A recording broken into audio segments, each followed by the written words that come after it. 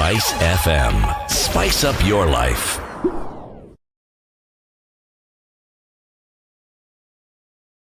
Mature, intelligent talk every morning. Spice up yourself.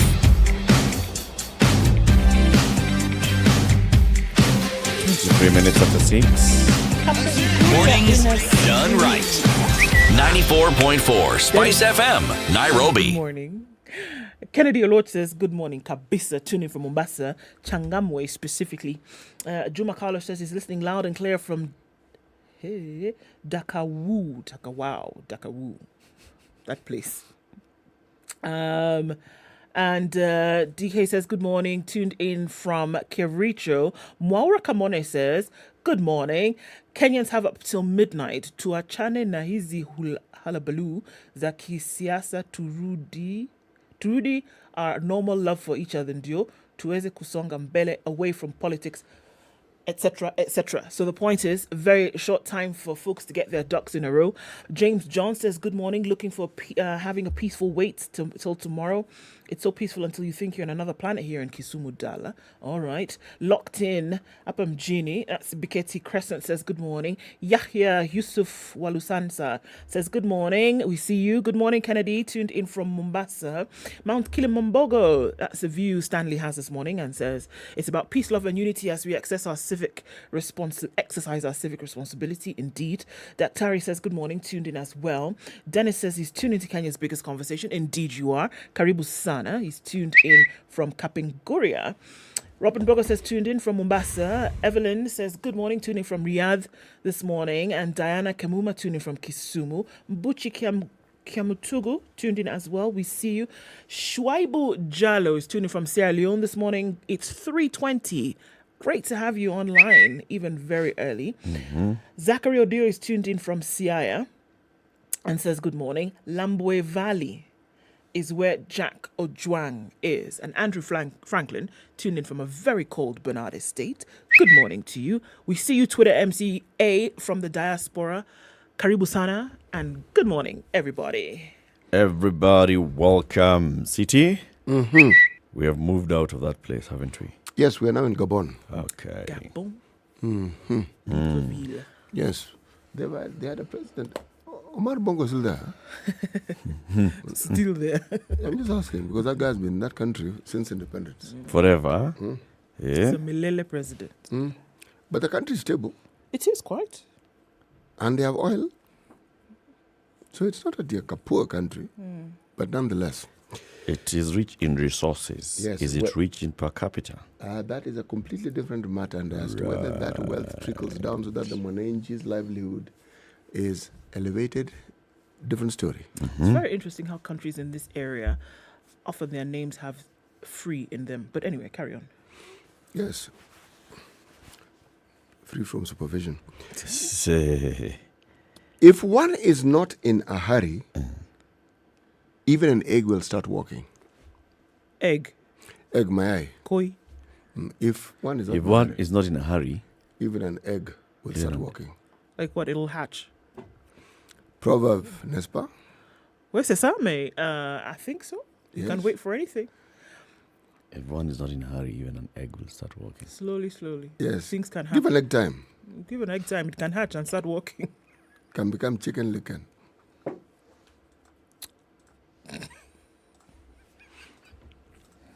Sinsawa.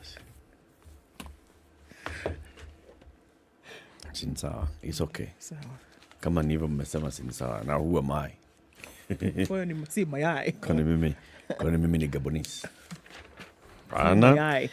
www.standardmedia.co.ke. Get access to the favorite content, and especially now with back-to-back wall-to-wall election coverage. You want to know what's happening? Follow us on our social media handles, and then get subscribed onto this website, and you have all the content. You know what they're promoting today? There's been a photo that's been doing the rounds on social media about MV Uhuru 2 that the president inaugurated just the other day. Mm-hmm. Some people have been posting this very rusty and rugged marine vessel and saying, this is what Uhuru came to launch in Kisumu. Hata wakupaka rangi bwana. The thing is just rust all over. The president did not launch a rusty ship. Our fact check unearths the truth about MV Uhuru 2. So if you want to see the actual photos, www.standardmedia.co.ke. Headlines? Headlines. We're looking at quite a lot. Looking at one day. It's okay. Like, if we're going to do this math, is it one day? Is it just hours? It's 23 hours and such to the general election. So it's, we're there. Why Kenya needs you is what is on the front page of the Standard today. Who takes it is the question that the nation asks on its front page. But if we're looking at the very many things that, the candidates did yesterday, one of them was prayer. Yesterday, whether it was at KICC or a church in Donholm, or people who went in different parts of the country campaign or praying rather. And on the same day when the president, or rather day after the president went and did his final media rounds in some stations. Okay, but it's interesting to note that things seem to be in full gear. And now the story that is on the Standard, page 8, security on high alert as IEBC completes final touches for polls. Security officers have been deployed along the Pokot, Turkana and Elgeyo Marakwet borders. There will be 2 security officers at every polling station, while tallying centres will have 20 officers each. Security has been beefed up in all parts of the country as the electoral body makes the final touches ahead of tomorrow's polls. And to ensure that all eligible voters exercise their right in voting for candidates of their choice, the government lifted the curfew in areas that have been under security surveillance. So there were some that was still the Kerio Valley, where there was still the dusk till dawn curfew. Just in case you didn't know, that was still in force. So those have been lifted for this exercise to go on. Why? Because they felt that voting was go into of the night. priority. It could go into the night. And if there's a curfew in place that would prohibit folks from, There's carrying no that out. way. This is No way voting will happen at 7 p.m. anywhere. it's true, because the polls close at 6 p.m. Yes. Okay. And even if you extend it by a certain time. When it gets to nightfall, you suspend voting. So Anyway, according to them, they've done this to ensure that eligible voters exercise their rights in voting for candidates of their choice. Okay. Yes. Elgeyo Marakwet County Commissioner John Korir told the Standard that nothing will be left to chance in ensuring that everybody in the country has a right to exercise their democratic right. We have dispatched enough personnel to all parts of the country, more so Kerio Valley, where there has been a challenge of insecurity. We have not experienced any insecurity cases in the last few days. This means there is no cause for alarm in any part of the county. The process will run as smoothly as possible. Marakwet East Deputy County Commissioner Mr. Simon Osumba added the area is generally safe at the moment, so the curfew to curb insecurity along the valley has temporarily been lifted to allow people to vote, and IEBC officials carry out their mandate as it is expected of them. So I'll take you to West Pokot, where the County Police Commandant Peter Katam assured locals that security before, during and after the election. Katam said the security of officers have been deployed along the Pokot, Turkana and Elgeyo Marakwet borders, and noted that they've also deployed officers along the Marich Turkwel Road, Turkwel to Kapenguria, Kapenguria to Kachileba, and Marich to Chesgon roads. So this is an assurance from security personnel as well as IEBC that they're doing all that they can to make sure that security is kept. so people will be protected for this time so they can go and vote. And then thereafter. And then after that, you're left to the whims of nature. The thing, though, that I find interesting, very many communities in this country share borders with our neighboring countries. Yes. Now, the thing that has been on my mind is I've been asking, how many people who are residents of the neighboring countries are actually going to vote in Kenya in this election? Yeah. Do I see the look you've given me? Yes. There are people who live, and it is said, I'm speaking anecdotally, not that I have facts to support it, that people who share borders also share identity cards or identification documents for both countries. And if people are registering as voters, who will tell that your domicile on a daily basis is actually across the border, not on this particular one? Does it matter? Yes, it can matter. What matters is whether you're a citizen or not. And how do you prove citizenship? By having an ID. So if you have an ID, you're a citizen of both countries. Yes, and which is allowed by law. It's an interesting perspective. I didn't consider it. Well, I know what you're saying. Is there a possibility of some courier guy who is in TZ coming and voting in Kenya? coming and how voting many in would they Kenya, be? and him having been a citizen of And this by the country? way, the courier, the odd thing about this cross-border nationality, the communities in Tanzania or Uganda happen to be more than the ones in Kenya. Yes. This is the truly odd thing. Yes. The courier in Tanzania are more than the courier in Kenya. Perhaps with the Maasai, you can give a 50-50. If you look at Teso, same. If you look at the Samia, same. If you look at the Sabaot, same. If you look at Pokot, I mean, they happen to be more on the other side of the border than the other, on this side. Well, interesting. 27-7, let's take a break. How are the roads looking like? You had said that is something about the expressway exits, blah, blah, blah, blah. Westlands and Mombasa Road. Oh, It should be all right. And then you'd also talked about the area around Country Bus Station. Landis Road. It's doing the business already. Because everybody is going up country to go and vote. Higher. Let's take a look at that traffic. It's 24 minutes to 7. This is the Situation Room, the only way to start your day.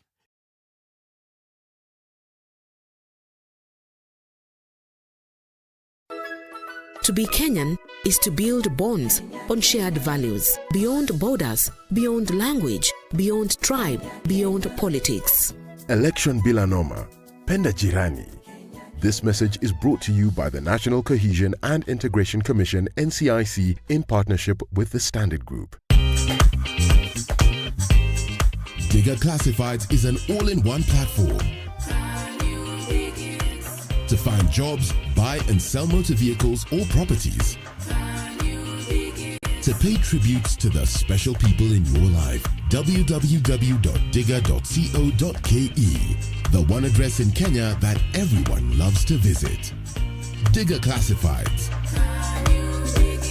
All right, seeing build-up of traffic in different parts of the city this morning. Looks pretty busy as you're getting off of parts of Jogga Road. But you're going to see most of the traffic as you get off to Landis and then out towards Kamkunji. That's doing the thing today. So we're going to have to watch out for that one. Approaching the area, you might want to do it now so that you don't get caught up what is likely to be crazy traffic just a few minutes after 7. We can all see the indications of that. Getting into the CBD, pretty busy right about now. The expressway exit, specifically Westlands and Maradima, slowing down just a tad. So you might want to also leave earlier because there's a bit of a hold up there just because of that. Apart from that, doesn't look too crazy around most parts of the city. Coming out of Westlands looks pretty good. And if you're on the thicker superhighway, you're not going to have a problem getting into the CBD for now at all. Now would be the time to leave. All right, let's see what's going on at around Outer Ring. It looks good. Not too much of an issue there at all. Let's see what happens at around 7 o'clock, shall we? Circle back and talk about that time. SpiceFM KE on Twitter. Talk to us there. Let's keep things moving.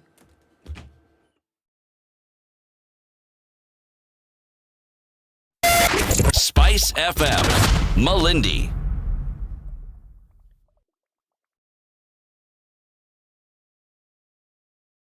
Mature, intelligent talk every morning. Spice up yourself.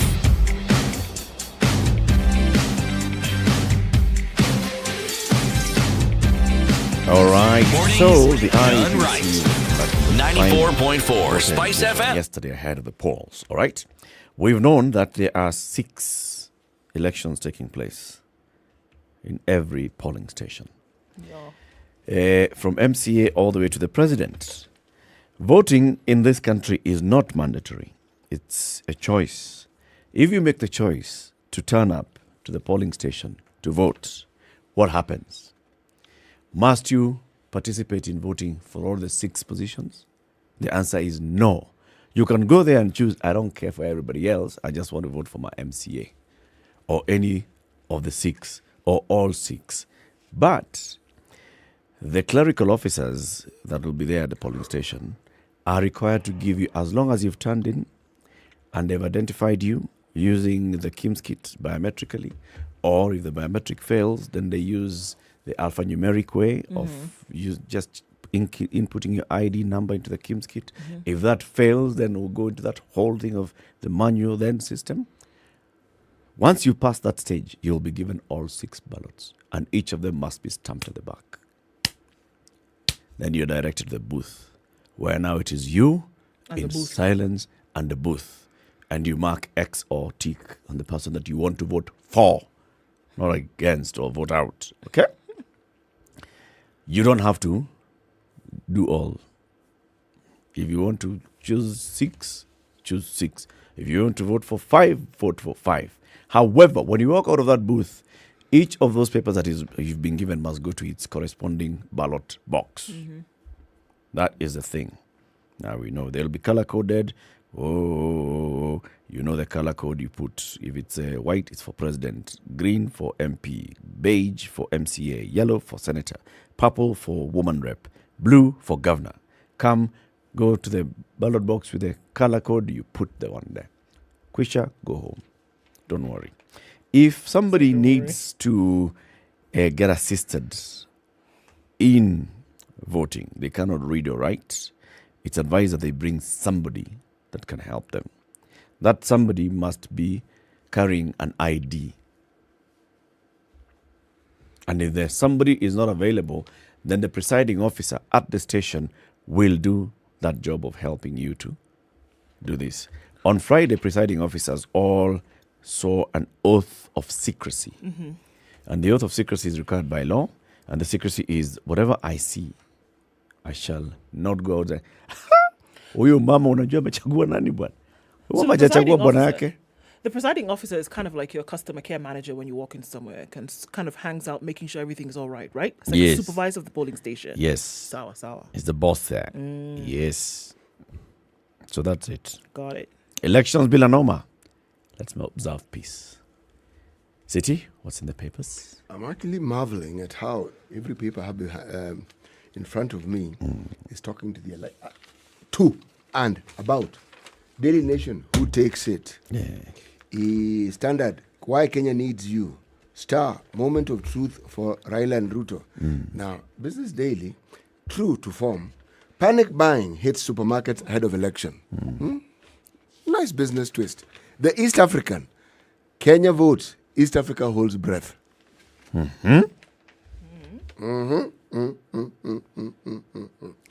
Anyway, of interest, let me look at the Business Daily.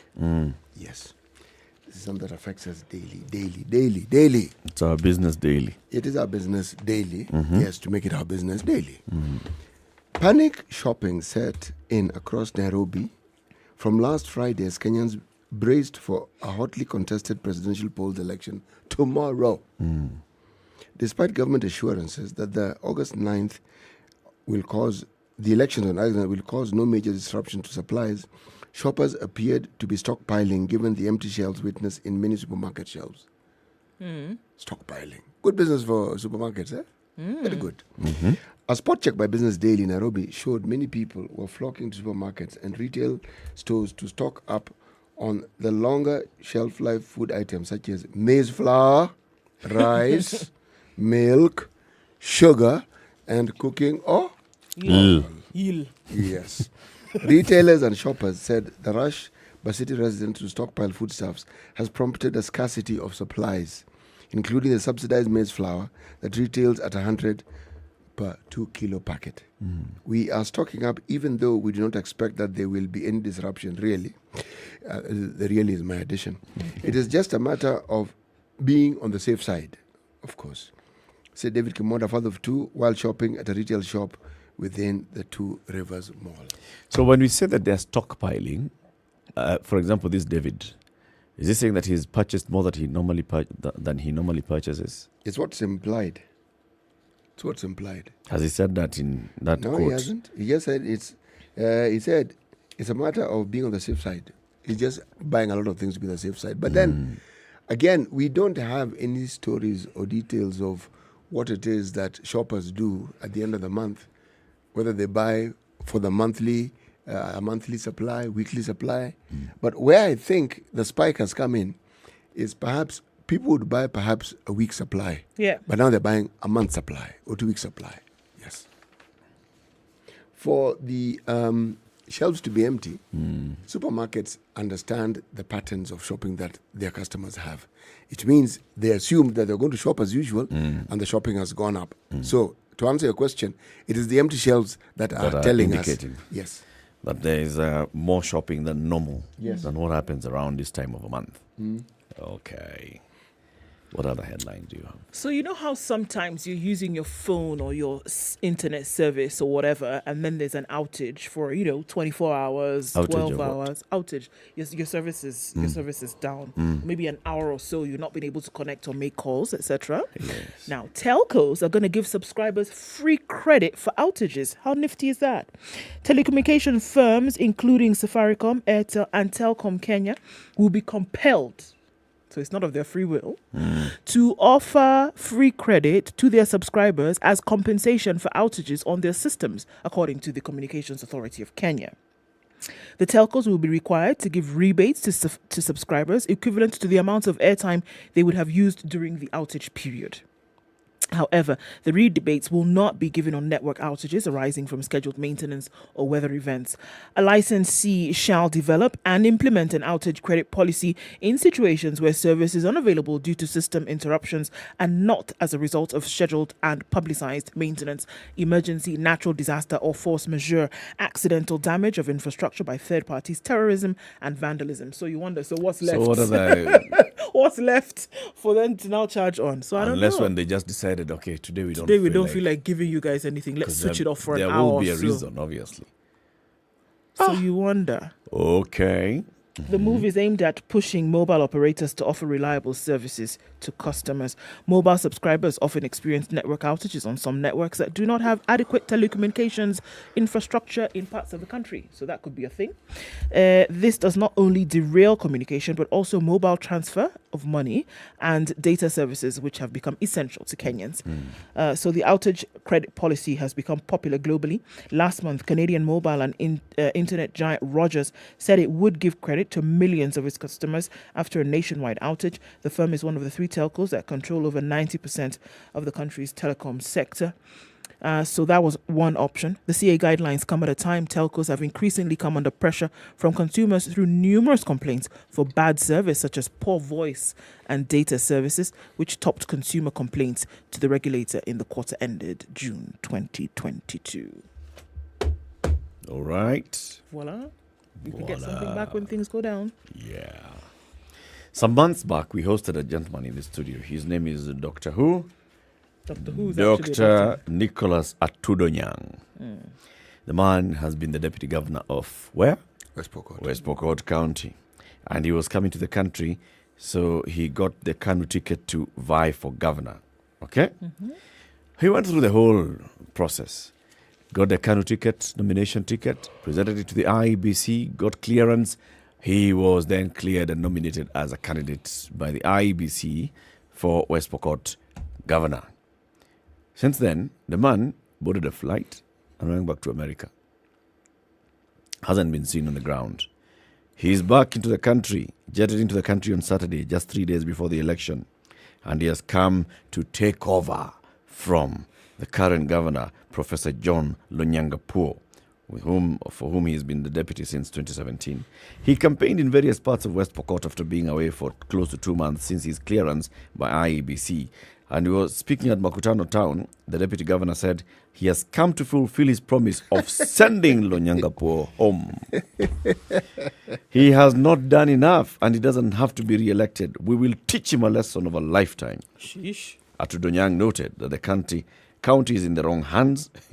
The deputy governor said the county of West Pokot is in the wrong hands. After having been away from the county. He's the deputy governor and cited poor health services, he's a medical doctor, and corruption as among the issues that voters should vote out the incumbent governor. I'm asking you to vote for Kanu leaders from MCA to governor. We should stand against bad leadership. He urged locals to make a wise decision on the ballot by voting for him. He said, Lonyangapuo thinks he's the only professor, but we have more professors than him. If I'm elected, I'll respect people's property and county resources. I thank the voters for conducting peaceful and mature politics. It's only a matter of time to remove Lonyangapuo from leadership. Freedom is coming tomorrow. Tomorrow? It's a song and a jig for everything, isn't it? You know, these elections of ours, one cannot discount the entertainment factor. I'm telling you. Because just when you think you've seen and heard everything, here's someone wants to be governor remotely, okay? You're hardly ever in the country? That's the question, actually. Is he going to be governor incognito? What's going to happen? Or is he going to... See, we remember we asked him that and he said, this time I'll be here. He'll be around. It's important for him to be here. Yes. Okay. And he's come, 3 days. It's a good time for him to do the business, dust it up, and get into the seat. Of course it is. All right. As he got nominated and went back to America. And Yes. Immediately, he got his nomination certificate in June. The man said, okay, thank you very much. I'm coming. Yeah, but I'm coming he back. came to get the nomination certificate. He got it, didn't he? So what else was he doing here? He had his people on the ground. He had his people on the ground who were doing the business. But let's observe and see what happens. Who knows? The people of West Pokot may decide they actually do want this gentleman to be their governor. Yes. There is a particular recognition that philanthropists are given. All right? And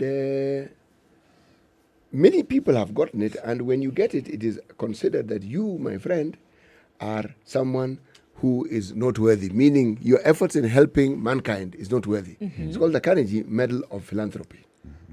It honors innovative philanthropists and highlights the contribution they have made to society. Among the people who've received it are the Gates family, Rockefeller families, George Soros. Now, our very own homegrown Manu Chandaria has joined that list of people. Oh, really? Yes, he has. And he has received it. First Kenyan and first African to receive the Carnegie Medal of Philanthropy. It is an achievement worth noting. Who determines who receives it? Who's in this Carnegie thing? Is it a council? Is it a committee? Is it a permanent committee? Is it a rotating committee? Carnegie is your mini Nobel Prize, but it's in the Americas. It's kind of like what it is. So do they have a sitting committee? They have what they call a hall, and so it's kind of like it's a merry band of gentlemen and women who've decided that philanthropy has gone in the way in which they started it out to be as well. Okay. Because they're quite big on philanthropy as Carnegie themselves. Well, they started to celebrate Americans. Initially, yes. Initially, yes. Have they been celebrating non-Americans? Yes. So, by this being the first African, what does it mean? That previously they were considering, there'd be some people that did consider and they think, nobody else met the mark. This person has really tried, but no. Are you saying that? Well, the people there who got most of these awards were actually locals. They were Americans. That's why I call them locals, yes. And I think when such awards are created, they are not purposed to be international. I think they grow into one. They are purposed to recognize people who, given their fame and fortune, have focused their attention on their countrymen and people of lesser means, of less abilities. Okay? Because they've recognized actresses, they've recognized people who've been in the public space in America. Okay? So I think with the time, and they realize, wait, but we do not need to just keep it local. We can recognize others. Yes. Okay. So what is it that Manu Chandaria has done to deserve this particular one from these people? Well, one of the things that this gentleman has done, according to him, he has pushed for the longest time philanthropy in healthcare. If you go around the country, many of these public hospitals will have a Chandaria wing of sorts. Right? Yes. He has focused on education. There have been awards that have been given to certain faculties, University of Nairobi, in recognition of achievements. Yes. And as they say, and the list goes on. Okay. And he has been dogged at this. It isn't as though he did it once. It's something they've been doing and doing and doing and doing. No, I'm all for this. I mean, Manu Chandaria is a philanthropist. He's a big homegrown philanthropist. I'm just wondering, so what is it that the Carnegie guys looked at and they found that let's cross over to Africa, let's go to East Africa, let's land in Kenya and award this one? They looked at just the list of contributions, and over the period he has done it. It wasn't a one-off. He has been a consistent philanthropist over the years. So did it stand out above what others have done? According to them, yes. According to them. After all, it's their award, eh?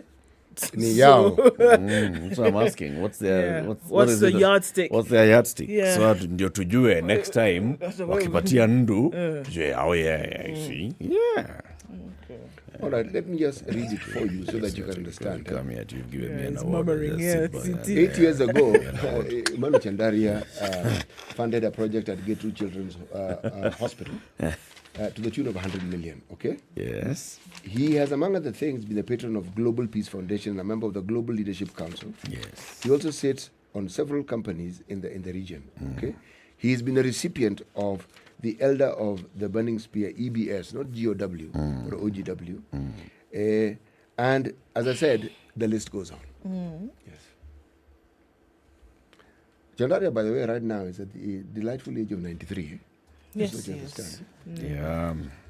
He needs to get a golden heart, man. Not burning spear. I've What's the often elder? wondered how these awards are determined, but clearly, just like this You're the one committee. who told us Just on like Friday. the Carnegie guys. Yes. They're like those guys. Say, okay. What did I say?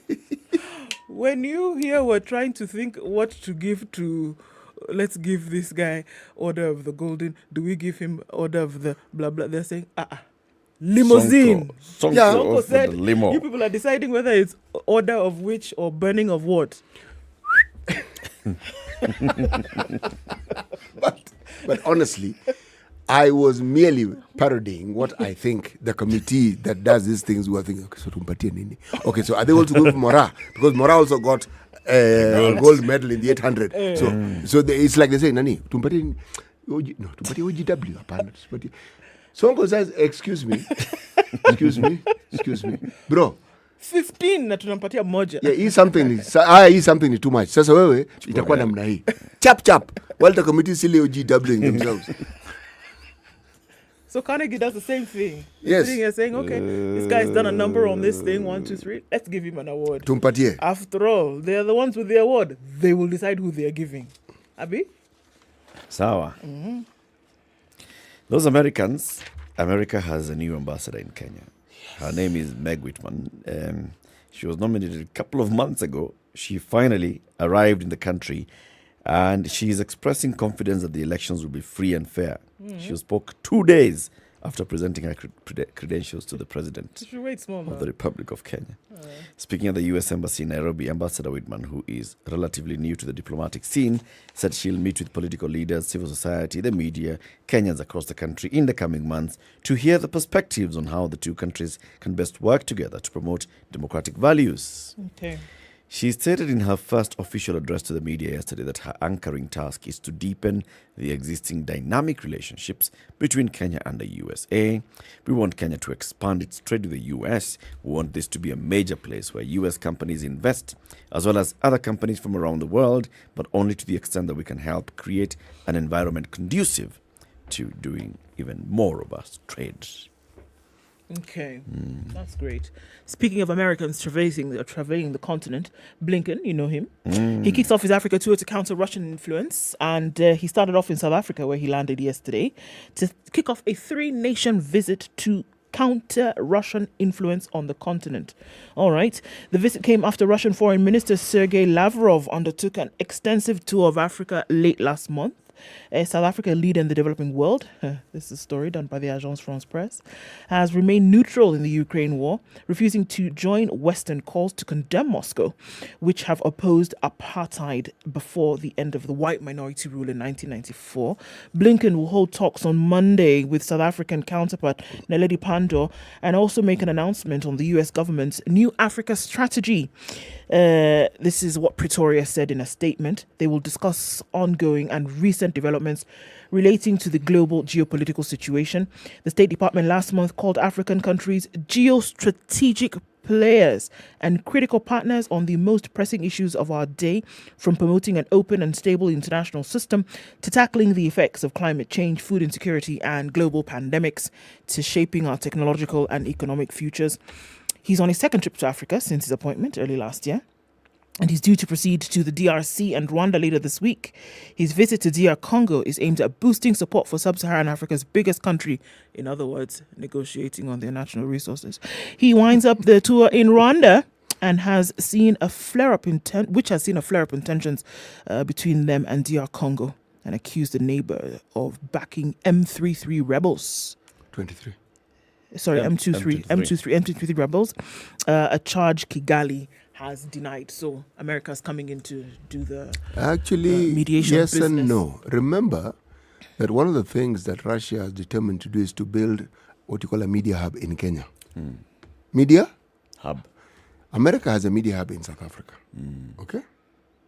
Now, what this means is that while the Americans were busy in South Africa, the Russians saw an opportunity.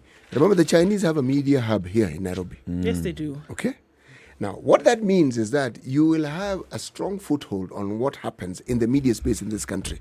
So you will also have the ability to influence what news comes out, which favors you, of course. That's why you create a media hub. Because that media hub is not just a question of having stringers. You will have an entire media house, predominantly peopled by citizens of this particular country. Now, you tell me, is that not something that you should have counted?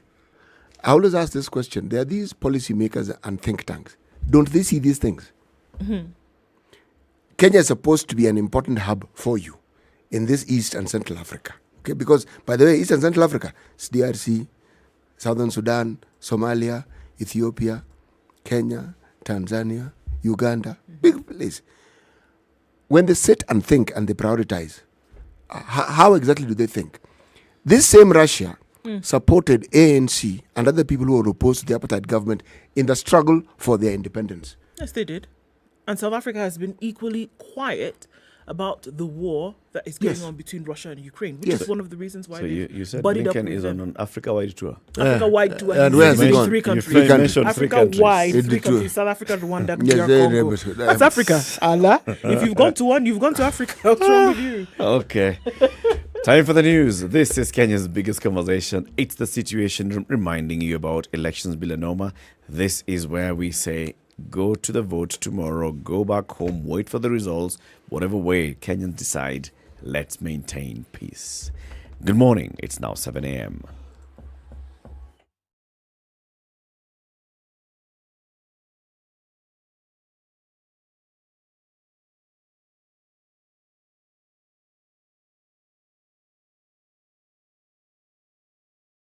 The latest news from around the world. 94.4 Spice FM.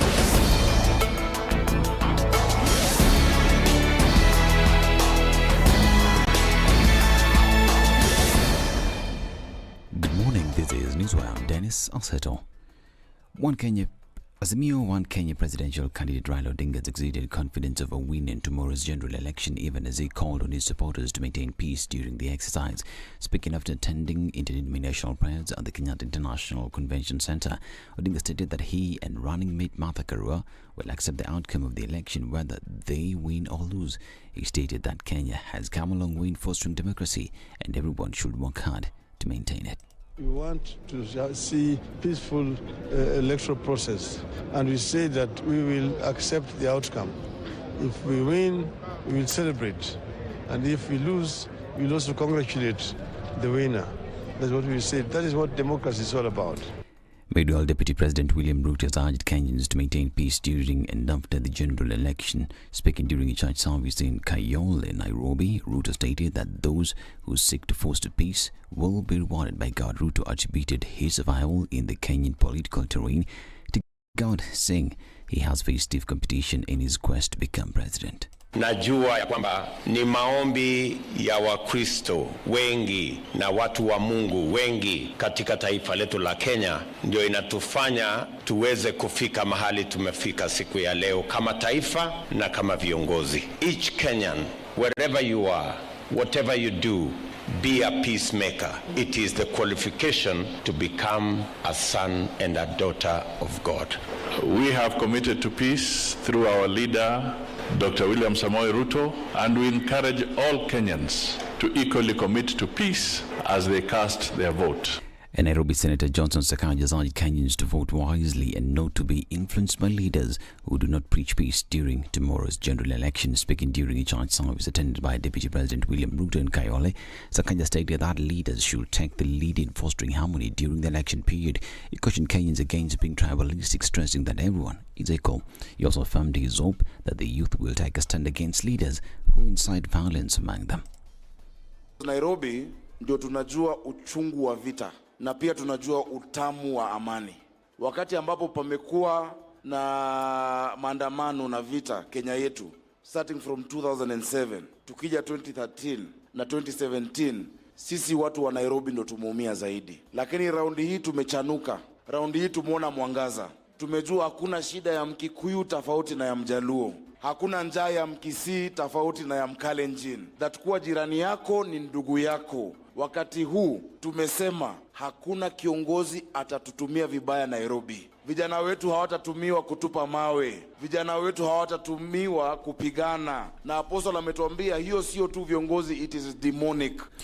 And the Independent Electoral Boundaries Commission conducted a trial simulation of voting ahead of tomorrow's general election. The voter education exercise saw all the 7 commissioners and a section of staff drawn from the commission participate in the mock voting exercise. The commission's chairperson, Afula Chebukati, was the first to cast his vote in the exercise. The commission simulated different scenarios that are likely to play out tomorrow, further insisting that the commission is ready for the elections. And religious leaders in Uasin Gishu County are challenging the Independent Electoral Boundaries Commission to ensure that tomorrow's elections are free, fair and credible. Speaking separately, the bishops drawn from the Catholic Church, the Anglican Church of Kenya and the African Inland Church argued that the Afula Chebukati-led agency has a constitutional mandate to preside over an electoral exercise that will yield a result that reflects the decision made by Kenyans when they wake up to cast their votes. His views resonated well with those of Catholic Bishop Dominic Kimengechi of Eldoret Diocese, who reiterated that the Commission ought to carry out the eagerly awaited electoral process in a transparent way. And the Intergovernmental Authority on Development, IGAD, has deployed 24 election observers across 10 counties ahead of tomorrow's election. The observers were flagged off by the IGAD Short-Term Election Observation Mission, who is also former Ethiopian President Mulatu Teshome. They will be stationed in Nairobi, Nyeri, Uasin Gishu, Nakuru, Kajiado, Kisumu, Kisii, Kakamega, Machakos and Mombasa. Teshome, in a statement, said the deployment of the observers is in line with the authority's mandate in promoting human rights and adherence to the rule of law. And finally, Newswire continues to urge all Kenyans to maintain peace as we get ready to go cast our votes tomorrow. Remember, it is your democratic right, but most importantly, let us all maintain peace. This is Newswire. I'm Dennis Asseto. Good morning.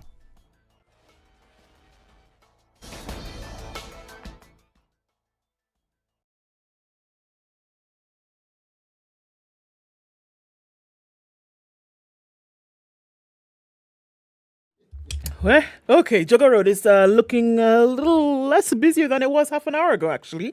Not too bad right now. Outer Ring looking pretty good. Looks as though quite a number of people have left the city. Either that or they've not woken up. Is it a holiday? It's not a holiday, is it? No, it's not. Landis Road a little busy as you get to the Kamkunji roundabout. We're seeing traffic into the CBD. Coming off Langata Road for the first time in a very long time, not busy at 7 o'clock. It's just trickling into the interchange then as you get towards Huru Highway. Coming off Gong Road, not an issue at all. And Westlands is not even a story. Where we saw the exits of the expressway having some traffic earlier on, that has fizzled out. So we're not really seeing much traffic at 7. Things could change in half hour and we'll be here for it to see what that could be. Let us know what's going on where you are this morning and try to keep things moving. SpiceFM KE on Twitter.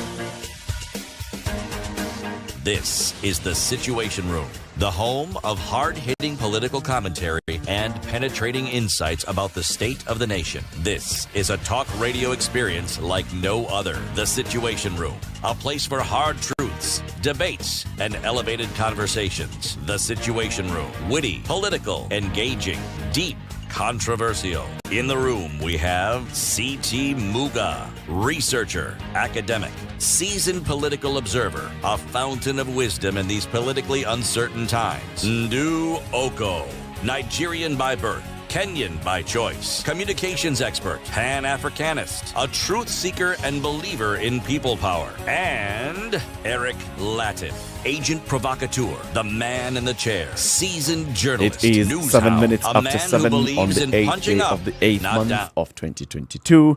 Welcome to Kenya's biggest conversation, The Situation Room. If you're just joining us, We've been here since 6 a.m. Well, we'll be here until 10 o'clock. It's a couple of hours, 23 hours now counting. No, 22 hours and counting to the opening of the polling stations across the country. City, the day's proverb is from Gabon. Gabon. Okay. Yeah, Right. pronounced Gabon. Gabon. Written Gabon. If one is not in a hurry, even an egg will start walking. If one is not in a hurry, even an egg will start walking. Punde si punde. I'm just trying to understand, what exactly are they saying? Egg time. I don't think it's about hatching. I don't think so. The improbable isn't the impossible. Yes. So, I think when they allude to an egg and there is the remote chance that it might hatch, what has been alluded to has been given an opportunity to become a real possibility. Sure, because when you think of it, that an egg will remain an egg until it's eaten, cracked open, fried, or cooked, right? But then you're saying that something that would remain in this state, essentially, if you sit and wait and are patient, something that you thought would never move could actually move. That's why I said the improbable Yeah. can become the possible. Possible. With Yeah. time. With time. You've got it. With time. Time here being of the essence. Yes. Yes. And how ready you are to wait and be patient. One more for good measure. All right. Okay. Okay. So you said the president of Nini is a bongo. Rais wa Gabon ni mbongo. Ni mbongo yule bwana. Omari ndio jina yake lakini. Omari ni babake. Sasa ni Ali sasa. Yes. Ali sasa. Ni kama yule Kenyatta wa kwanza na yule Kenyatta mwingine sasa. Sasa Ali ni Ali Omar Bongo. Ali Bongo sasa ndio rais. Omari ni yule mwingine yule. Yule mwingine baba yule. Yule wa zamani yule bana. Ali Bongo Ondimba. Sounds very Kenyan. Wait a moment. Omar died. I don't know where he went. Kind of disappeared off the face of the earth. No, you're right. Yeah. The guy was a bit long in the tooth. Yes. Yes. Kind of just. He died in 2009. Yes, he died. Elhaji Omar Bongo Ondimba. Then the son Bongo. Ali took over. Ali Bongo. Ondimba. This is what happens when someone has been on the seat for so long. You just keep assuming he's still there. Right. Because the man was there forever. Yeah. And then he's still here. There's a name Bongo somewhere. You figure, okay. Just it's the same guy. Same dude. You know, I was thinking about this. Huh? Were you? Yes. No, what I was thinking about was the Carnegie Foundation. I was thinking about how Carnegie Hall was formed. There's a gentleman, this steel magnate by the name of Andrew Carnegie. Yeah? And I couldn't help but think he meant it for the recognition of outstanding artists, musicians, and so forth. But I was thinking, over the years, the Beatles were recognized, Beatles, British, we get it, other people, but surely, Franco, Luangbo, Luanzo Makiadi, Carnegie Hall have not recognized him. Not yet. Yes. Ransom Felakuti, not recognized yet. Kassav, not recognized yet. So, again, it was for people. Joseph Kamaru. It was for them. Nilikuwa nimeanza kupanda hivyo. Nilikuwa naelekea huko. Yes. People who you recognize as artists, people who have stood out the passage of time. Okay?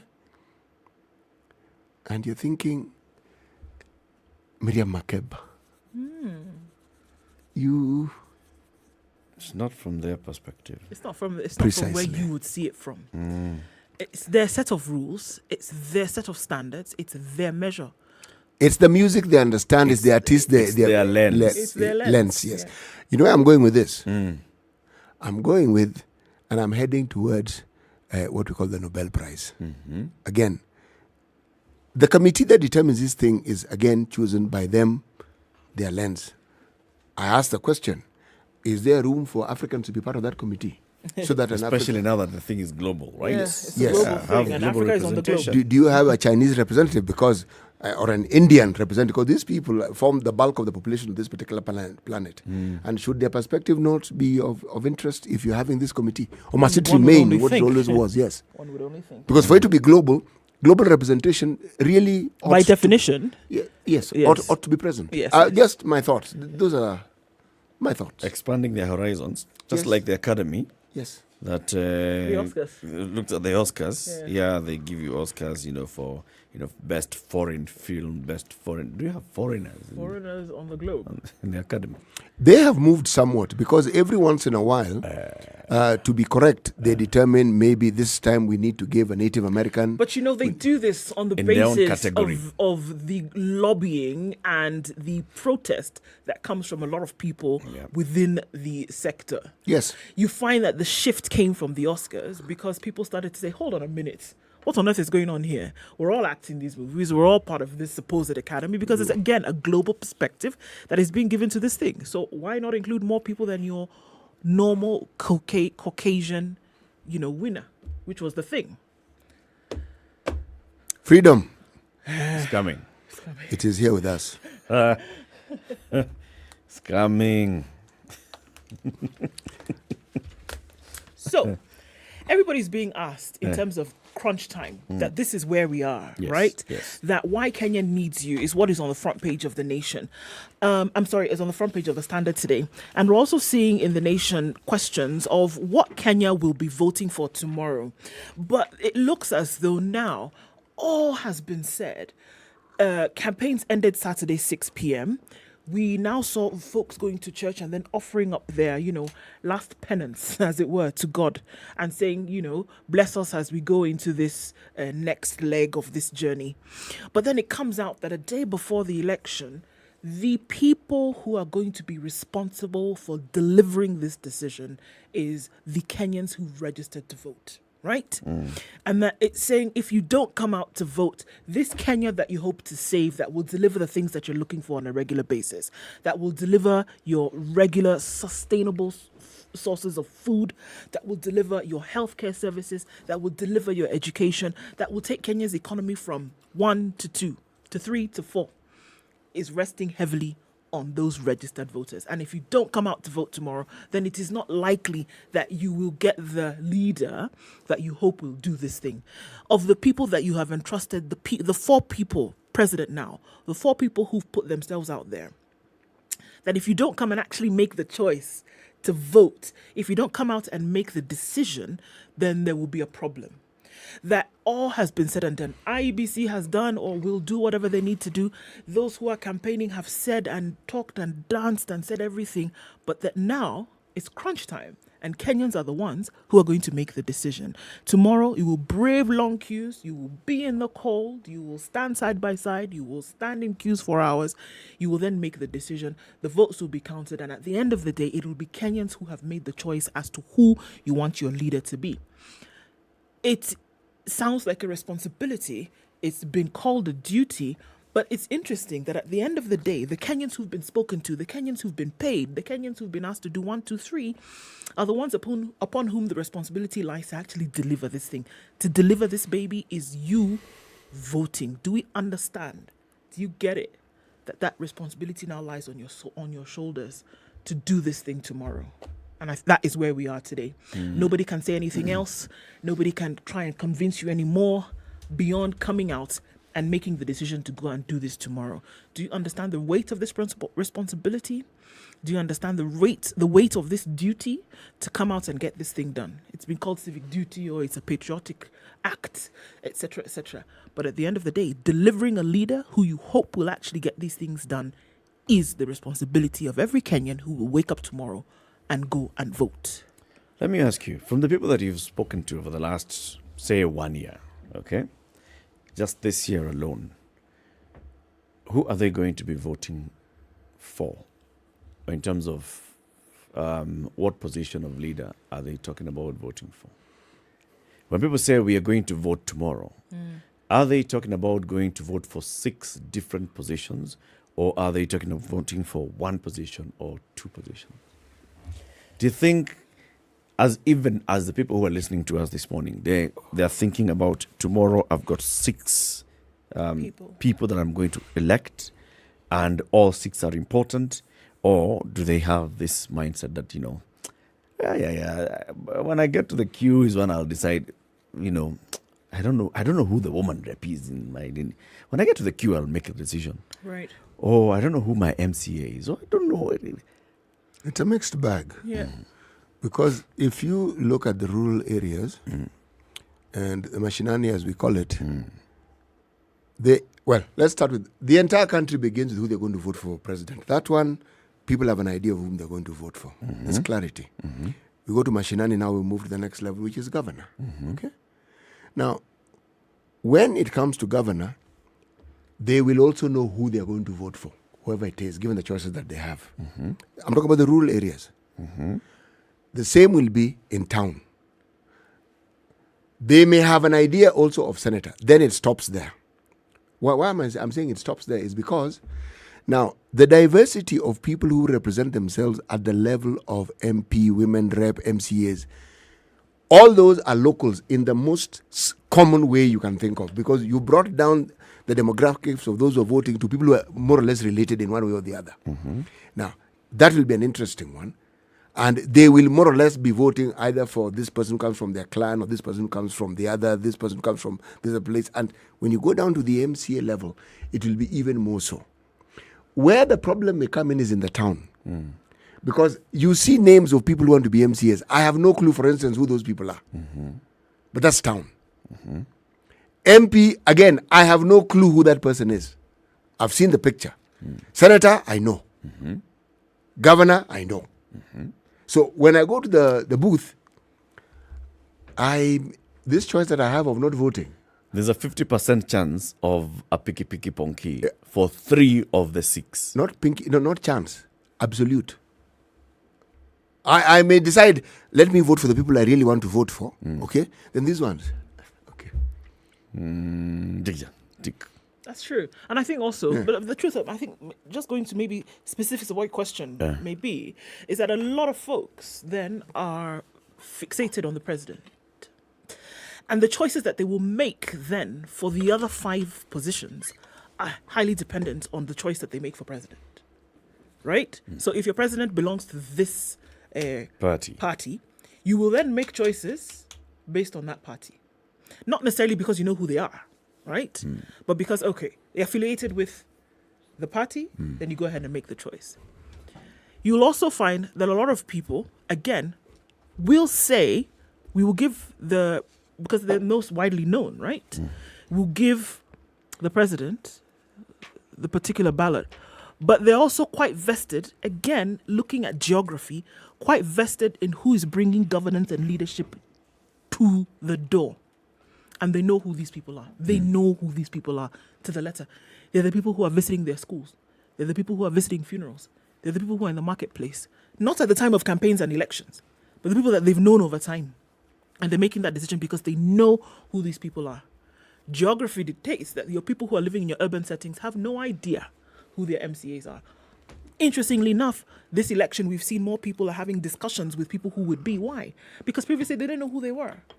I think now you will see people making decisions based on individuals that they know because they took the time to find out who these individuals are and what they were offering. But by and large, I do think that a lot of people are making decisions on who they want the president to be. And then thereafter, the icky picky ponky comes into play. And then there's the play of what we call political parties. Yes. And the political party that the president or the presidential candidate has represented. Yes. You know the thing about MCAs, you know them if you're in the rural areas. Yes. In town, you have no clue. This is what I'm saying. I mean, if someone mentioned the names of people who want to be MCAs in my neck of the woods, I will know who they are. Yes. Or an incident dictated that you did. I remember in an area, not too far from here, the MCA who is currently running to be, he wants to be MCA again, he probably will not get the vote because he promised a certain number of things and then he came to spout promises and people nearby stoned him. So they know very well who he is. So the likelihood of them giving them their vote again has been dimmed. It's a bit slim. Because of this, But they know him. So they know who they will not vote for. Do they know who they're going to replace him with? That's a good question. And now you will find that you will make a decision not to vote somebody in, but to vote somebody out. Not because you necessarily know who this individual is, but you're absolutely fed up with the nonsense that this other person has fed you for the last 5 years. So basically, the question that I'm asking is, we have a likelihood of 15 million plus Kenyans going to cast their ballot tomorrow. Yes. For 6 elective positions. What percentage of the 15 million plus Kenyans is actually going to get into that booth, knowing full well who they are going to vote for in all the 6 positions? Like, by the time they're queuing, they already know my candidate for MCA is so-and-so, my candidate for MP is so-and-so, for woman rep is so-and-so, for senator is so-and-so, for governor is this, and for president is this. Do a snapshot. Do you? Me? Do you? I don't know. Do you? No. Is this the thing? As I told you, I president, don't know. governor, senator, right. then 2 the out rest. of 3 people in a room have no idea. You may know, and I'm not even asking, no, I'm not asking, do you know who you will vote for? Do you know who these people are? Do you know who the person Do you is? know who the persons are? Woman rep, where you're going to vote? No. Do you know, you probably know the governor, of course. Do you know who the candidates- MCA? Oh, do you know the candidates? Do you know the candidates for MCA? Actually, do you know the candidates if for I woman rep, didn't for member of work- parliament? If I didn't work here, even this certainty I have, I wouldn't have. Right. Because we've met these candidates in the course of our work. Yes. So I know who they are. Now, if you didn't, It so will- now you yeah. you imagine with the information that you have right now, you still do not know what your decision is going to be 22 hours to the election. Do you even know who is running for the position of woman rep where you will vote, Eric Latif? Yes, I know. I know a couple of candidates. Do you know? Do you I know know a the couple of woman candidates rep for- that you will vote in tomorrow? The one that I'll vote in tomorrow, I have not made the decision yet. See? MCA. I know the number of names. I know a couple. I know 2 names. Okay. And there are several candidates. MCA. Same. That's what I'm saying. Yeah. MCA, I know 2 names. There are several candidates.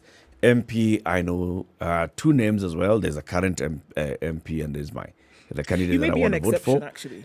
But in No. terms of, Deciding who to vote for, different matter. but there are very totally many people who don't know At all. You see the way he's saying, I know 2 or 3 of the candidates. There are some people who have no idea. But even that 2 or 3 is because I've come across the names. Exactly. I've come across the names at this point because of sitting here, Exactly. consuming the news and all. I've come across the names.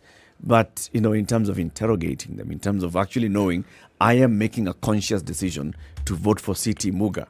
This is what I'm saying. There are If only you like worked 3. in a bank, for example, Monday to Friday, you did not interact or interrogate this in the manner in which you are doing currently, you probably would have no idea. Eric is a decisive man. He's voting for me. Oh, well done. Problem This is, he's going to look for my name in the ballot. He may not find you. Nowhere. So, what are we looking at here? That the possibility of us of Kenya going into an election tomorrow, of people making decisions for things they don't know. In an earlier time, when all we voted for was an MP, president, things like that. Yeah. In my mind, it was easy. We only had 3. It was easy. President, MP, Kajura. Yeah, it was easy. It was very easy. Councillor, I knew because they would look for you. Yeah. Okay? MP, I would have come across them. There were not that many. President, you also knew. You knew. But this one, the only reason I know names of MCAs and MPs because they've plastered their pictures everywhere. I'm assaulted every day. When I go for a walk, I see the names, I see the picture. So I even know the names and I even can associate, but I don't know these people. Yeah. Yes.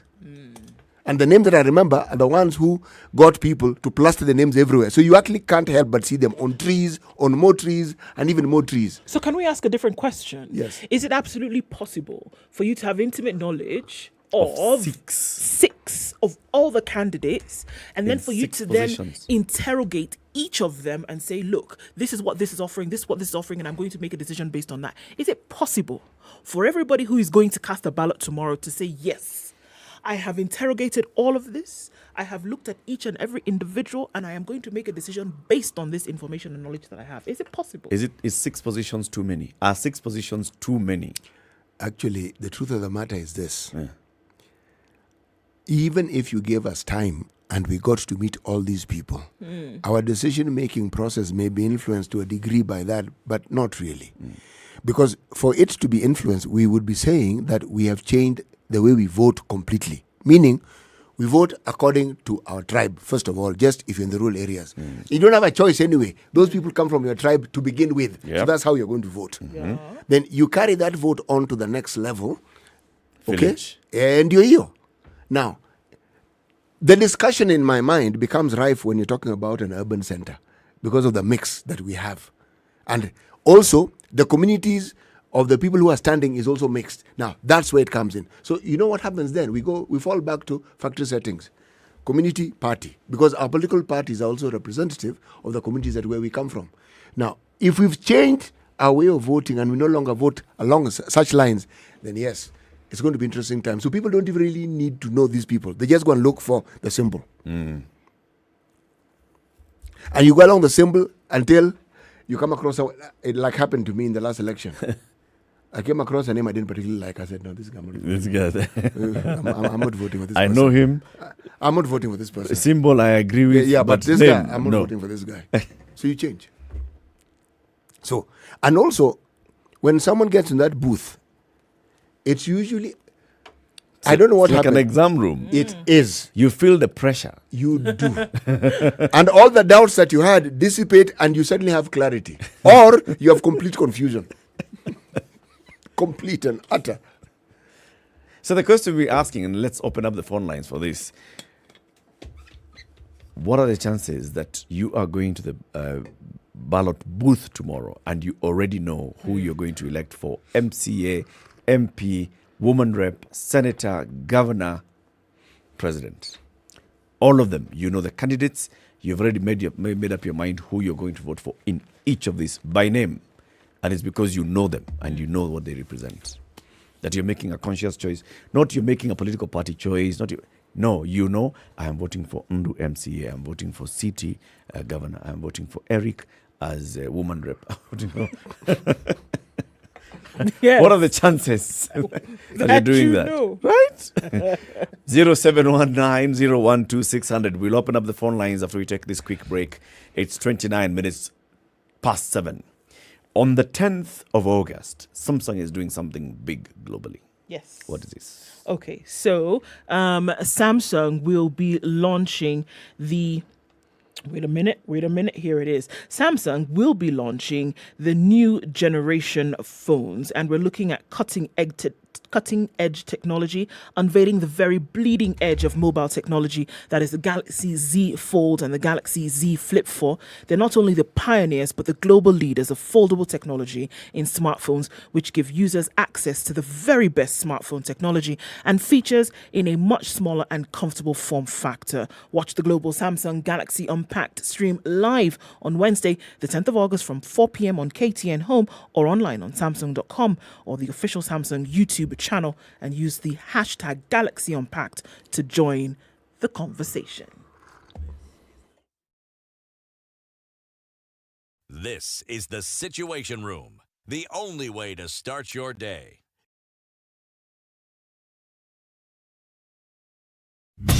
Tunapozidi kuboresha sekta ya kilimo, tunakumbatia mbinu bora za kiteknolojia. Kwa wakulima wote, Standard Group PLC kupitia Farm Kenya itaandaa siku ya maonyesho ya kilimo ikiwashirikisha washikadau wa sekta mbalimbali. Maonyesho hayo yatazingatia kumudu ukulima na ufugaji ili kuboresha maisha nchini Kenya. Jiunge nasi katika uwanja wa Dumberi Stadium, kaunti ya Kiambu kutoka tarehe 1 hadi 2 mwezi Septemba kuanzia saa 2 asubuhi. Kushiriki, wasiliana na Caroline kupitia 0723-803-601 au barua pepe cnyandieka@standardmedia.co.ke. Ujumbe huu umeletwa kwako na Standard Group PLC. And see that coming off of Mombasa Road doesn't look like much happening right about now.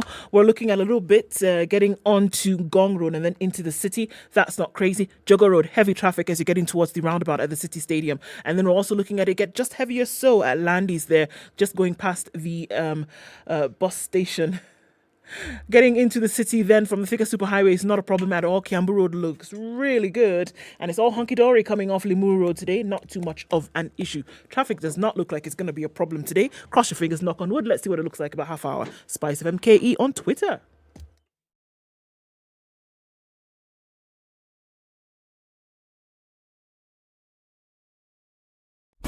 Classic soul, R&B, smooth jazz, neo soul, and nostalgic ballads. Make some noise.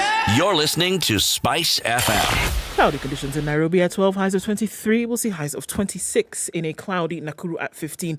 And it's 13 degrees and cloudy in Nyeri, highs of a 19. And 23 will be the high in a sunny Eldoret this morning. It's 21 degrees and wet in Mombasa. We'll see highs of 27 and lows of 20. Sunny conditions for now in Malindi at 21, going to highs of 27. It's 19 degrees and sunny in Kisumu, highs of 29. And we'll see highs of 27 in a sunny Kakamega at 17. Looking out to Kampala, the sun is out. It'll see highs of 28 and lows of 17. 28 will also be the high in a sunny Dar es Salaam, currently at 21. Mostly cloudy in Johannesburg at 11 with highs of 19. And we'll see highs of 29 in a mostly cloudy Lagos at 24. It's 19 and clear in Kinshasa, highs of 30, lows of 19.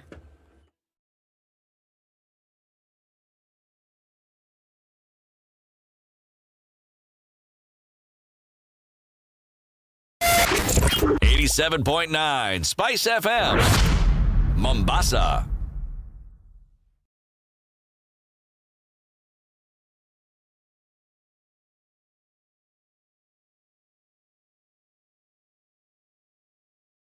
Twenty-7 minutes to 8. We are doing a spot poll this morning, and we are asking you, with about 20 what hours? 21. A day is 30 hours, it's 24. A day is 24 hours last time I checked. So with 22 hours and a half to go for the poll, before the polls open tomorrow morning, do you know each of the people that you're going to elect for the 6 positions that you will be electing tomorrow? You'll be given 6 ballot papers.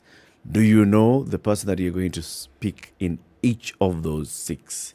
You want to find out what are the chances that people actually already know.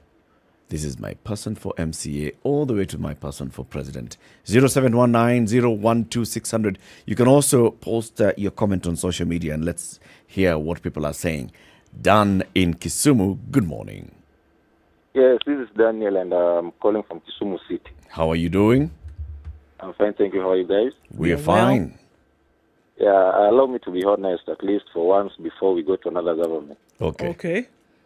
Yeah, you know, when we go to vote, we really don't care about MCA, MP, Senator, Women Rep, because they do not have direct impact on our lives.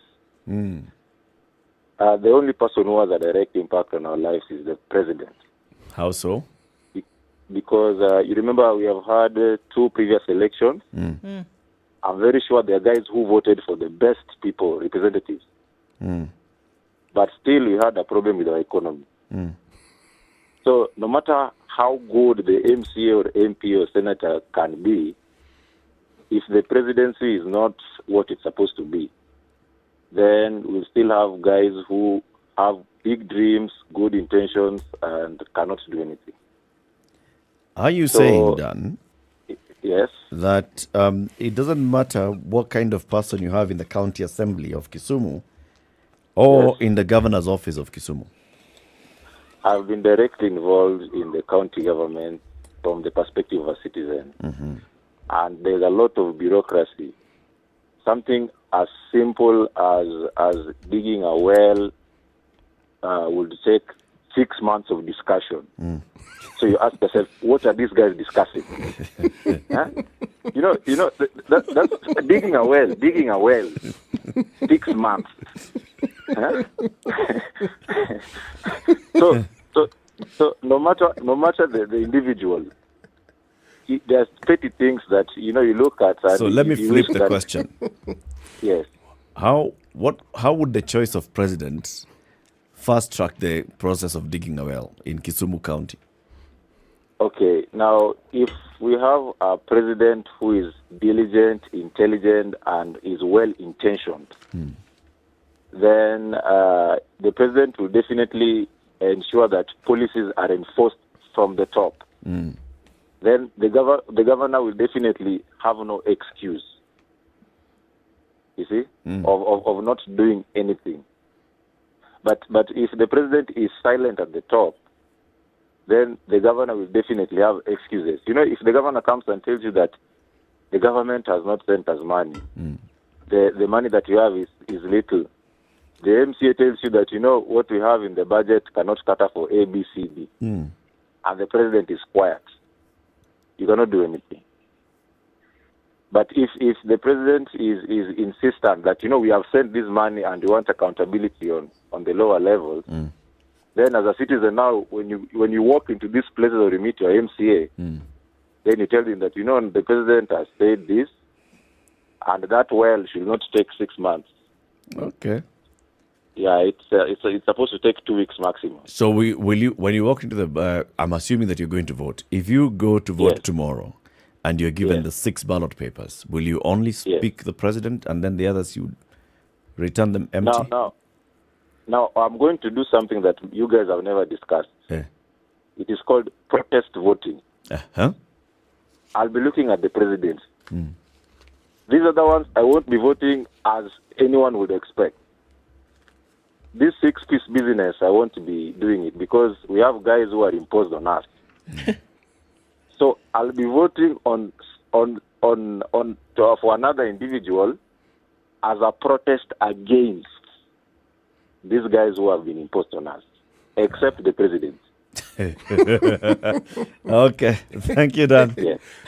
Okay, thank you. Have a lovely day. 0719012600. We want to establish this morning how many people are prepared to go and vote tomorrow, and they already know and they have decided who they will speak for each of the 6 positions that you're going to be voting for tomorrow, from MCA to MP to woman rep to senator to governor to president. Do you know each of the people that you're going to be voting for tomorrow? Salim in Mombasa, good morning. Good morning, brother Harry. How are you? Fine, thanks. Okay, from my personal perspective, hawa watu wa kura bwana, they will never change one life as a person. To me, someone has to fight individually, ajue atapata nini by the end of the day. It's good to vote, yes, because we need leaders. But these leaders, by the end of the day, they're not doing anything to anyone. For example, I'm working in the construction industry. Once these guys go into parliament, they're going to bring all these authorities like NCAs and everybody who are enacting more laws which are killing the industry rather than making it better. They are going to come with, like, for instance, labor.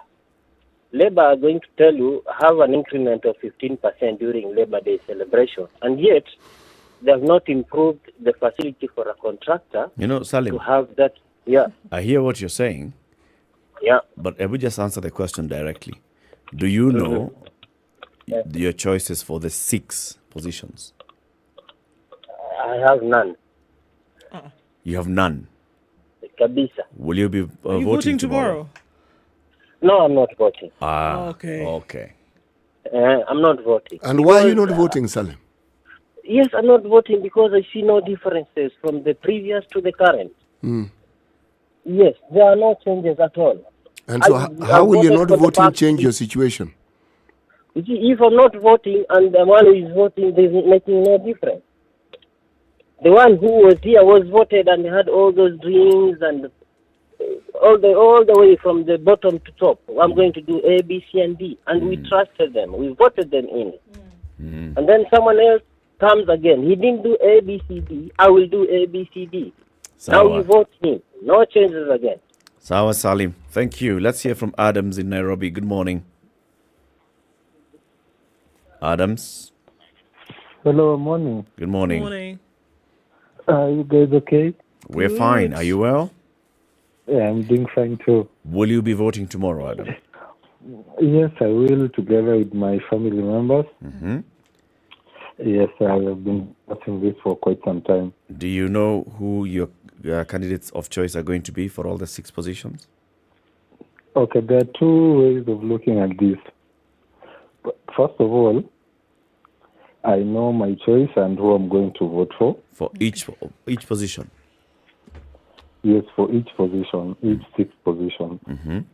And this idea has been guided with this main thing that has been happening in our government, that for development to take place, there must be backdoor lobbying. You have to lobby your fellow MPs, your fellow MCAs, and who.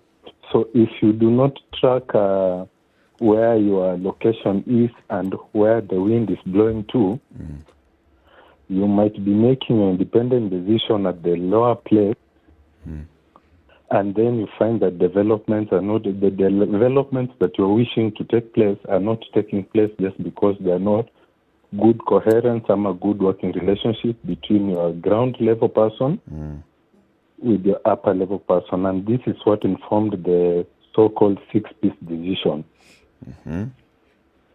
Although this is not the way that we lost him. Ibrahim in Mombasa. Yes, good morning. Good morning, Ibrahim. How are you? I'm okay. Are you voting tomorrow? Very interesting. Absolutely, with my family. Do you know your candidates? Yes, I know my candidates, especially MCA. Yes, MCA ni mtu wa muhimu sana kuvotia. Because the county government inapatiwa a budget to implement projects within the county. And if we have bogus MCAs, they will be copying project moja inaweza kuwa kwa specific word. MCAs wote they want to copy the same project without even looking the specifics na zile needs za each word. Very good. Sasa kupata MCA, the MCA must know kwanza zile problems za wadi yake, prioritize na budgeting, because these guys are responsible in budgeting ya county government. So Ibrahim. Yes. How have you decided your candidates? My priority is the MCA, then the governor, then the MP, now then the president. Okay. Yes. Thank you. We hear you, Ibrahim. Thank you very much. Simon. Good morning, Latif. Morning, Simon. How's Mombasa? Mombasa is raining kidogo hivi. Safi sana. Lakini tuko tu. Are you voting tomorrow? I'm voting tomorrow. I'm voting in for the 5th. Specifically Ruto the 5th. I know my MCA, I know my governor, I know my senator. Tomorrow I'll show up and I'll vote for the first time. Okay. Naweza sema ule jamaa amesema hata piga kura. Mimi namuelewa vizuri because many of my friends pia wao wanasema hawawezi piga kura because this thing of mnashindana, then ule unamshinda unamchukua unamuingiza tena kwa serikali. Ule mwenye muliform na government unamtoa nje, ina lose the meaning of voting. Why should like seme Raila ashinde Ruto, then Raila achukue Ruto tena amuingize kwa serikali, then why are we voting for yani tunapiga kura kwa nini? Wangechukuana mara moja tu. Wachukuane mara moja bwana, tupitishe hiyo kitu, tusave hiyo pesa bwana. Okay, Simon, thank you. Let's hear from Samuel in Mbakasi. Good morning. Hi, Eric. Hi, Samuel. How are you? Very well, thanks. I love listening to your station very much. Asante sana. Yes. So, will you be voting tomorrow? Yes, I will. You have all your candidates in a row. Now, maybe something that you should be discussing, especially for us who live in the urban areas, is we mostly don't know our MCAs. Just like Muga was saying before, every poster is plastered everywhere, so we are not in touch with our MCAs. So the kind of policies that we want them to be enacted around our area, they do not affect us. We do not even know who to turn to. But for the governor, we definitely know who to vote for, because we have our two runners. For women rep, I honestly don't feel what women rep does for our county. So what will you do with that ballot? it is as good as done because I don't think I need it. Okay. So you'll return it blank? Yes. Mm-hmm. For MP, we have 2 runners who are Babu and Mureithi. Mm-hmm. So these are people I know. I know what Babu has been doing around. So these are people I know that will affect changes around Embakasi. Mm. Then for president, we definitely know from the 4 runners who to vote for. Mm. So those are that's the kind of personal affection I have for our candidates. Okay. Thank Yeah. you, Samuel. Thank you. Thank You know, this is enlightening when you hear the way people are saying. Let's hear from Alan in Kisumu. Alan. Good morning, Eric. Good morning. How are you? I'm fine. Welcome back. Asante. I've been back for like a month. Eric, for the past 1 week, I've not been hearing from you. Well. You know, Alan, a day in Eric's calendar is the equivalent of your week. So if Eric has been here for 3 days, according to him, he's been here for 3 weeks. Alan, will you be voting tomorrow? Definitely, yes, I'll be voting. Do you have all your candidates lined up from MCA to president? I have, for MCA, what I'm sure of, I'll be voting out the incumbent. Mm-hmm. I've not yet decided. There are 2 people I think I'll decide when I get there, but I'm sure I'm voting out the incumbent. You're voting out the incumbent? Yes. Uh-huh. I'm impressed by the performance of the local member of parliament. Mm-hmm. Nyong'o has done some significant changes here. Mm-hmm. So governor, you know? Yeah, governor, I know. Member of parliament, I know. Woman rep? Woman rep, I'm not sure what they are doing, their role, the mandate they have in the county to shape policy and development. I have never understood that. So what will you do with that ballot? I will decide when I get there. But I'm voting out for Ella sister. That one I'm sure. Okay. Senator? Senator, definitely that one I'll vote Professor Gienda. I know it can affect policies at the national and the regional level. Yes. So out of the 6, there's only one that the woman rep that you're not very sure, because the MCA you have some 2 probable candidates. Yes. All right. Good to hear from you. Thank you, Alan. Thank you. Good day. Good day. Robert. Yep. Nandi County. So this is it, my friend. This is it. We've missed you, Joe. Well, you people. Was I not here last week? Yes, you were. I thought. See, I was here. I was on Friday, City. Yes, you were here on Friday. And Thursday. On Thursday, you also And here. on Wednesday. Yes. No, people are making me feel like... Before talking to you, Eh. lazima ujipange. Maswali yako ni ngumu. Tuanze swali la kwanza, Robert. Are you voting tomorrow? Yes, of course, the first one. I want to be the first one to vote. On the queue. Yes. Of the 6 positions, yes, sir. Do you have a candidate for each? I'm more interested in the presidency and the MCA one. Okay. Because, of course, the presidency, there are a lot of policy issues that affect all of us as a country. And I think choosing the right guy there to maintain the trajectory of things that are happening, I must be very careful. MCA?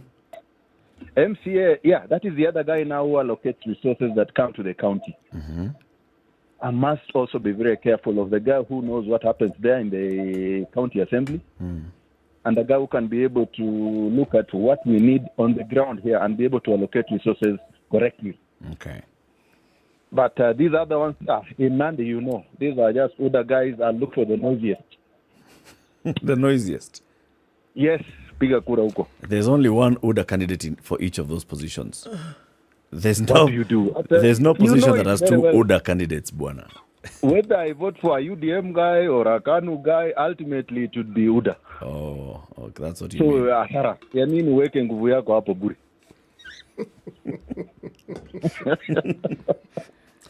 But Robert, Thank on a serious note, thank you very much. So, not many people have placed the same amount of seriousness to each of the 6 positions. No. Right? That's clear. So what does that mean? Well, there's a fundamental difference between someone airing their honest views and how they will vote. This really is the magical dichotomy of the way we vote in this country. Believe me, somebody will have an honest view and they will express it. Then they will get into, you'll queue. People will be talking. You know your mind is working. Yes. By the time you end up in that booth and how you will vote, very different from how you thought. In fact, you may vote and walk out and say, now what did I do really? See, I thought I was going to do this, and the other. How did I? So it's not logic. No, it has a logic of its own that even I don't understand, honestly. You get into that booth, things change. So this whole thing that we've been doing for the last 6 months, where there's this whole thing of interrogating the intent of the candidate and saying that Kenyans need to know what they really mean, etc., etc., it seems like, it's for the majority of people, it doesn't really make a difference. It does. Once they've made the decision on who their president will be, and at the local level, and I think that's what you hear, at the local level, the person who is going to make this thing of governance tangible for them, everything else in between just doesn't seem like it bears any kind of, importance for people. Actually, so they're not going to spend their minutes thinking about that. Who's going to be at the top? And then who's going to be at this level where it affects me? Anybody else? Because if they felt that it was going to make some kind of impact, they would be interested in who those people are. And you will find, I know you've said like 3 actuallys now, but you will find... There's a 4th one coming. Yes. No worries. But you will find that probably I will not apply, I will get to know something that I'm interested in how it's going to affect me. Do you see? If I don't feel that there's going to be some kind of impact, if I don't see a connection between this position I'm and not my going to life, bother to get to know who you are. That's conversationally Are you bothering speaking. to find out whether there's actually a connection? That's conversationally speaking. When people express their views and they have an opportunity, they will actually say what they believe and what they know. But what I'm saying here is, remember, the process of even having all these candidates and the discussions around it and all this talk, that in itself is a satisfying process. The fact that people have been given a choice, that is also a satisfying process. And having gone through it, then they say, okay, now let's vote how we're going to vote anyway. Because at least I've had an opportunity to choose. I feel there's some importance attached to my vote. Now, crunch time. Crunch time is not when we're talking here. Crunch time is when you've queued, you've chit-chat. By the way, there's always a conversation taking place in the queue. And it's some of the most pleasant conversations I've ever had. Then you get to the booth. They hand over those things. It's D-Day. Suddenly, you'll be amazed at how you get back to factory settings. You'll be shocked. You'll be shocked. But if you had taken time to interrogate the candidates, if you had actually taken time, like for example, the people of, let's not talk about everybody in South Sea or everybody in Kileleshwa. Let's talk about the people who actually took time, went to the hall and sat there and listened to each of their candidates. Okay? And then they went back home. Maybe by the time they were coming there, they already had a favorite. And they went back home feeling, yes, my favorite did well, so I will continue voting for this person. Or somebody walked in there genuinely blank. I know these guys. I don't know what they represent. I want to actually find out and make a decision. And then they go back home and they feel, I saw candidate so-and-so, and that person really impressed me. You think with all those weeks past, having said my candidate is so-and-so, I've interacted with this person, I like them, you'll get into that booth and then feel factory. What you've just presented is a rarity. If more than half the people who are campaigning were in the positions of town hall meetings and discussing, then what we're saying would happen, because minds would be changed, because you have interacted very directly with these people. Remember, I segmented the rural areas because the truth is those candidates are people you interact with anyway. And this is what I'm saying, that why are you interacting with these people? It's not for want of having nothing else to do. You're interacting with these folks because whatever it is that they may have to offer or what they've offered on a regular basis is something that is pertinent to your daily survival and existence. So you're taking an interest in who this person is because it has impact on your life for tomorrow. Now, if you did not associate with the person in another position, it likely is because that person had no impact on your tangible day to day. And is that not what we're hearing? So it matters to an extent who is at the top, because we're going to see that leadership trickle down in the minds of people. But at the end of the day, the person that you're going to interact with, or the person that will essentially be responsible for the things that matter to you on a daily, is the person that you're going to remember. And if you're in the rural setting, all the more. It just cements exactly what you've said. In the rural area, you know who your MCA is, because this is the guy or the lady who is sorting out 1, 2, 3. You know the person. You know the person. And so you're going to make a decision because you've interacted with them, because it is of interest and impact to you. Now, if you're sitting in urban, I don't know where, are you really thinking about the fella who is at the county assembly office? Are you? Highly unlikely. So do you take interest in that? Again, highly unlikely. I see an opportunity for change in the way people do politics here, so that you say, all right, it doesn't matter that there is impact at whatever level, and it is going to impact the building and the development of the nation, regardless of what position it is. When people start to think like that, and when people start to interrogate on that level, you will see the difference. And I don't blame anybody who thinks otherwise. What did the last caller say? Well, okay, I'll vote for the guy at the top and I'll vote for my MCA. All these other people, I'll just pick the person who's making the most noise. Okay. So, what are we talking about here? Maybe these positions are just too many to do. It's also another possibility. It's too much to think about. In one day. In one day. Because then you think, okay, so my MCA does 1, 2, 3 for me. I get it. All right. Member of Parliament. Okay, so what do they do? Who should? Or maybe it's not. Or maybe no. We are the ones who are just not engaging ourselves. Maybe with it's this not process. too difficult to engage with it. Yeah. But people are just not making the decision because, why the hell should I? And we'll hear about the diaspora voters in the next hour. Very good morning to you. This is Kenya's biggest conversation, 8 a.m.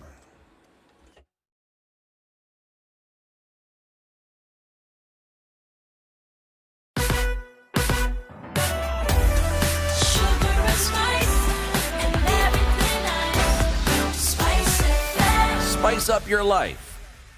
The latest news from around the world. 94.4 SpiceFM.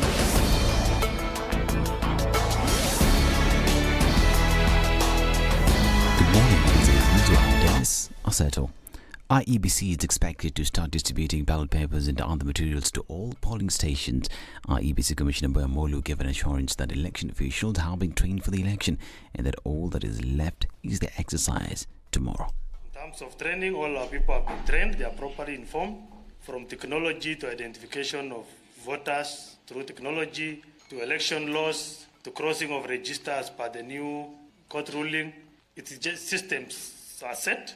We are just ready to take off on Tuesday at 6 a.m. The Commission conducted a simulation exercise on how to vote during the election involving IEBC Commissioners Chairperson Fulechi Bukati and other election officials. Ballot boxes to cast starts with the presidential, white in color, goes into the box with a white lid, proceeds to the member of National Assembly, green ballot paper with a box with green lid, member of a county assembly, beige with a beige, proceeds to the Senate election, yellow with yellow, proceeds to the countywoman member, purple with purple, and proceeds to the governor election, blue with blue. He is then marked on his left small finger with indelible ink and is asked to leave the polling station. Thank you, mzee, wapiga kura. Uende nyumbani, ungoje matokeo. In addition, the activity also involved procedures for voters who may arrive without identification cards or passports, considering that they are important documents that the voters should have during the exercise. I lost my card. Your ID? It lost somewhere. Where? I don't know. Please go. We'll give you an askari to help you look for it. Okay. When you find it, we will allow you to come back. You're welcome. Just look for it. We are still open up to 5. Come in good time. We'll allow you to go.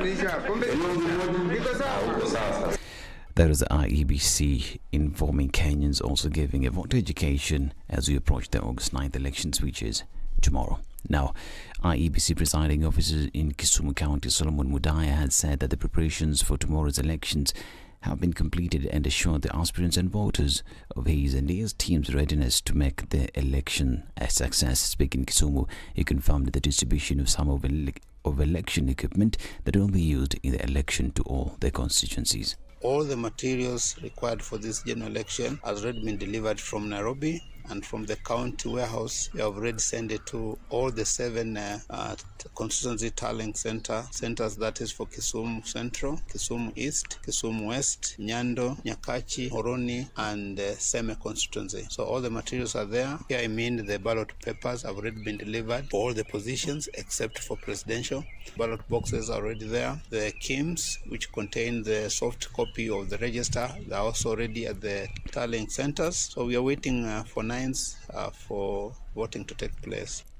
He has also expressed confidence that voters are ready for the exercise. For the last 2-3 months, the Commission has been conducting voter education and is still going on up to now. So we expect the voters are already informed of what their responsibilities and what they to do on that day. So we expect no problem as far as voters are concerned. Still in Martin's election, and the Commission on Administrative Justice has deployed election observers in about 690 polling stations in 33 counties across the country. The commissioners and staff are on long-term and short-term deployment and have been accredited by the Independent Electoral Boundaries Commission. The Commission says it shall observe the general election to oversee the public electoral management process to mitigate against abuse of power, unfair treatment, manifest injustice, or unlawful, oppressive, unfair, or unresponsive official conduct. The Commission chairperson Florence Kajuju says the election observation mission was undertaken in the context of promoting national values and principles of governance in accordance with Article 10 and 249(1) of the Constitution. And President Uhuru Kenyatta has rallied Mount Kenya region to remain united, saying the 9th of August election, which is tomorrow, shouldn't be used to divide them. Speaking during a live interview with Kikuyu vernacular stations, President Kenyatta said those claiming that his support for Azimio la Umoja candidate Raila Odinga is a ploy to remain in power are misinformed, saying he is not interested in the same. He implored on the Mount Kenya region to remain united and shun leaders who are sowing seeds of disunity, saying it's unfortunate that some people have already embraced the negativity. This is Newswire. I'm Dennis Aseto. Good morning.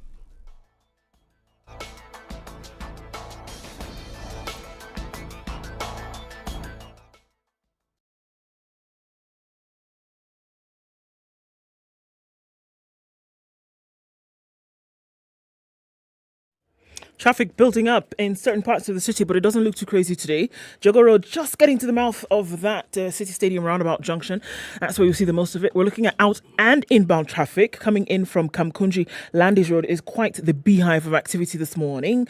We're also looking at traffic having built up on a little bit of Ngong Road, and Langata Road, really not too much of an issue this morning for the first time in a long time. Not too many people in the city. The Pangani underpass going towards Muranga Road is where you see most of it coming off of Thika Superhighway this morning, but it is not crazy. So traffic has been behaving really well this morning. Not too many on the roads. Let's keep an eye on things and see what happens in about half hour or so, shall we? Talk on SpiceFM KE on Twitter.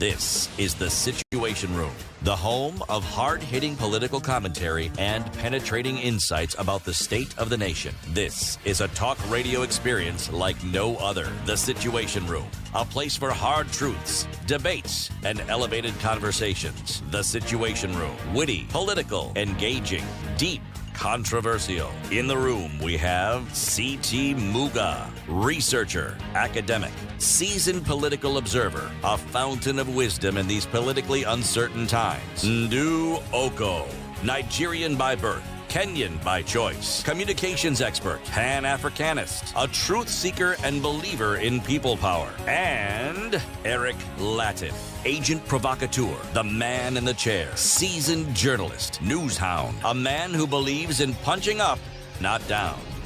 This is the Situation Room. The only way to start It your is day. coming up to 8 minutes after 8 on the 8th day of the 8th month, 2022. 22 hours and counting till the polls open tomorrow morning. And the Hayawi will mwishowe hua. And Kenyans will make that choice at the ballot. We want to talk about Kenyans, not just in the country, but also Kenyans in the diaspora, who will also be participating in this election. But before we welcome our two guests who are joining us for this conversation, let's hear the day's proverb. If one is not in a hurry, even an egg will start walking. This is a proverb from the country of Gabon. If one is not in a hurry, even an egg will stop walking. Even an egg will start walking. Not running eggs. Okay. Let it start walking. But only if one isn't in a hurry. If one is in a hurry, then Perhaps not. Then the egg will simply just remain an egg. It won't walk. Yeah. Or they'll crack it. Yeah.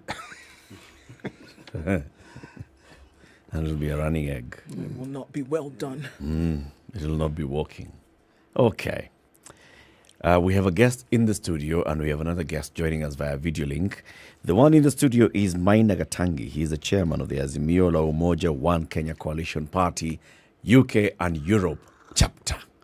I hope it's chapter, or is it division, or is it branch? No, it's chapter. It's chapter? Yes. Okay. Maina, welcome to Kenya's Biggest Conversation. Thank you very much, Latif. Welcome to the Situation Room. We also have a gentleman who's joining us via video link. His name is Danson Mukile. He is the Kenya Kwanza Diaspora leader. He's joining us from Washington, D.C. Danson, good morning. Good morning, Banalati. How are you? Very well, thank you. And thank you very much for joining us for this conversation. We want to talk about diaspora voters, Kenyans in the diaspora, and, the mobilization of getting out the vote for people to come in and vote. Of course, we are not going to be talking about which of your candidates you would like us to vote for. Campaign period ended, and you have not paid for this airtime. But starting with you, Maina, when you say that you are the chairman of the Azimio la Umoja One Kenya Coalition Party, UK Europe chapter, what does that mean? Well, that means that I'm actually responsible for the coordination of activities for Azimio la Umoja One Kenya Alliance in United Kingdom and Europe.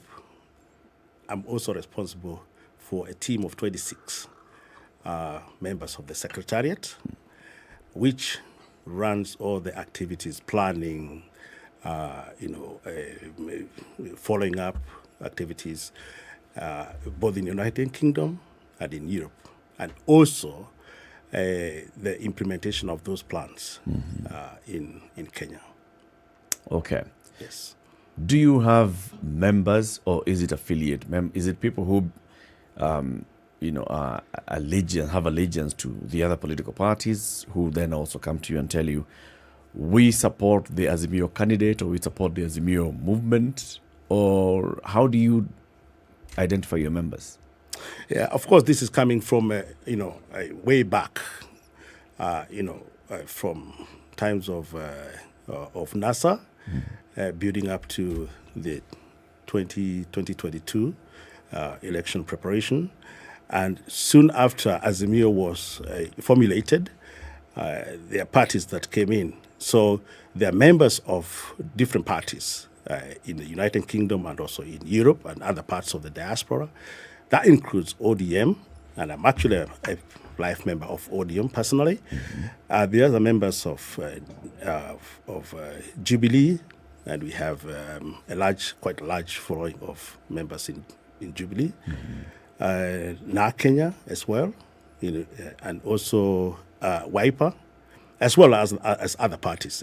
So these parties are actually well represented in the United Kingdom and in Europe. So it was just natural, it came out naturally when Azimio was formed.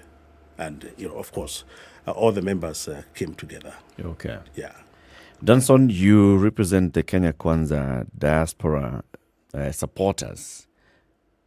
Is it only in the USA, or does your office then spread across from the USA to Europe to Asia to the Middle East to Australia and the others? Canada and Latin America? Yes.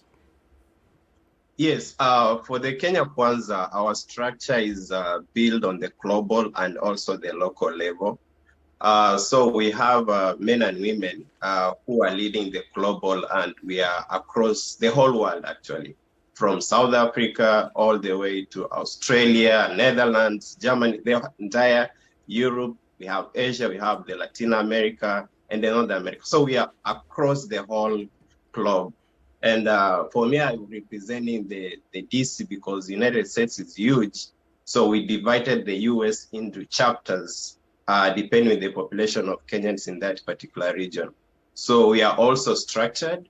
And just as Maina was saying that the members came from ODM and part of Jubilee, ours is majorly shifting from Jubilee, just the way the other party also did. So they have been just shifting from one party to UDA and also the other parties in Kenya Kwanza. You know, when I hear the two of you just describing in briefly the structure that you have, I get the impression that the fact that there are Kenyans who are living abroad, they actually never left the country in spirit. They may be physically living abroad, but in spirit, they're actually still very much in the country. Would you say that it's just a figment of my imagination, or am I talking about something that is actually a reality? No. Yeah, it is true. As much as we are not in Kenya, our mind is always in Kenya. We always get news ahead of even Kenyans. We are always much aware of what is going in the country. So the diaspora, as much as they left, but they are always in Kenya. Some of us have investments in the country. Some of us, we have immediate family in the country. So we are always in touch on what is going on in the country. But Amanda, you want to say something? Oh, yeah, of course, yeah. As they say, East-West Kenya, East-West, home is best, sorry. And therefore, having traveled abroad does not necessarily mean detaching from home. It's the same as how people travel from, for an example, Meru, and they go to work in Mombasa. So what we did is we traveled to the various parts of the world to work. And therefore, we still very much attached to our society back in Kenya. Our families live here. We keep in touch with them. Our friends live here. We keep in touch with them. And we have a lot of investments. And then we have to look after those investments. So we majority of us physically travel back home so that they can look after their investments there. So there is that very strong attachment to our motherland. Yeah. There's something I want to ask. Do you know of people who actually travel from wherever they are in the diaspora to come home to vote, to actually vote? Oh, yeah. Let me maybe categorize the diaspora vote into two categories. The first category is where you have those diaspora, people in the diaspora who registered to vote for the first time in the diaspora. That's category one. Category two are those members of the diaspora who are registered to vote in Kenya. Remember, before we had the first opportunity to register abroad, Kenyans from the diaspora still voted. In 2017, a lot of diaspora people voted. So I am one of those people. I have my colleague, a lot of my colleagues today here in Kenya who have traveled to come and vote. So, yeah, that's how it is. So how does the process work? I mean, here, obviously, because the process is more or less domiciled in the country, then one may think that it would be a little bit confusing if you're voting outside. So just walk us through that. How does it exactly work? And I guess you could do the same thing as well, Danson. How does it work? So you register to vote. The process takes place here. Then after you voting on a certain day, how does this work? Let me talk about voting in the diaspora, because I think that's now very new. option that Kenyans have been given. For the first time, Kenyans were allowed to register. And this happened this year. And what happened is that although the notice was very short, I think it was 2 weeks when the announcement was made. And in 2 weeks' time, then we are supposed to register. Now, this is a physical registration. You have to walk to the station, the registration center. And I'll use an example of London in United Kingdom. There's only one registration center that was allowed at that time. This is at the Kenya Embassy at Portland, 45 Portland Place in London. So once everything was put in place, then we had to mobilize people to travel to London. And it's quite a challenge because many people are traveling from very far. Scotland, which is like 4 or 5 hours drive. Even if you are living in London, you still had to leave work to go to and register, at Portland Place. So that means that there were so many challenges. However, the process went on, and to register, one was allowed actually to use their passport, okay? And this is a passport that is a valid passport. But later on, then after a little bit of conversation with IEBC, then we were allowed to use our IDs, and that's when now many people came in to register. Now, after registration, then of course you have to get more information about how to go about voting for the diaspora. But that means people will have to travel tomorrow from far and wide. Washington, D.C., there are people who are traveling for a whole day, and you have probably to spend time overnight after voting. I have a colleague who has to travel from Belgium to Germany in Berlin, and that would take him approximately not less than 6 hours driving. So it's a huge sacrifice for us to actually participate in the voting. Yeah. If you look at the number of registered voters in the diaspora from the IEBC, we're talking about 10,444 eligible to vote this year. Yes. And this is, of course, from a population of millions of Kenyans who are out there in the diaspora. Yes. Many of them will not be able to participate. 6,221 new voters this year, if you compare with the number of those that participated in the election of 2017, which was 4,223. So, significant jump.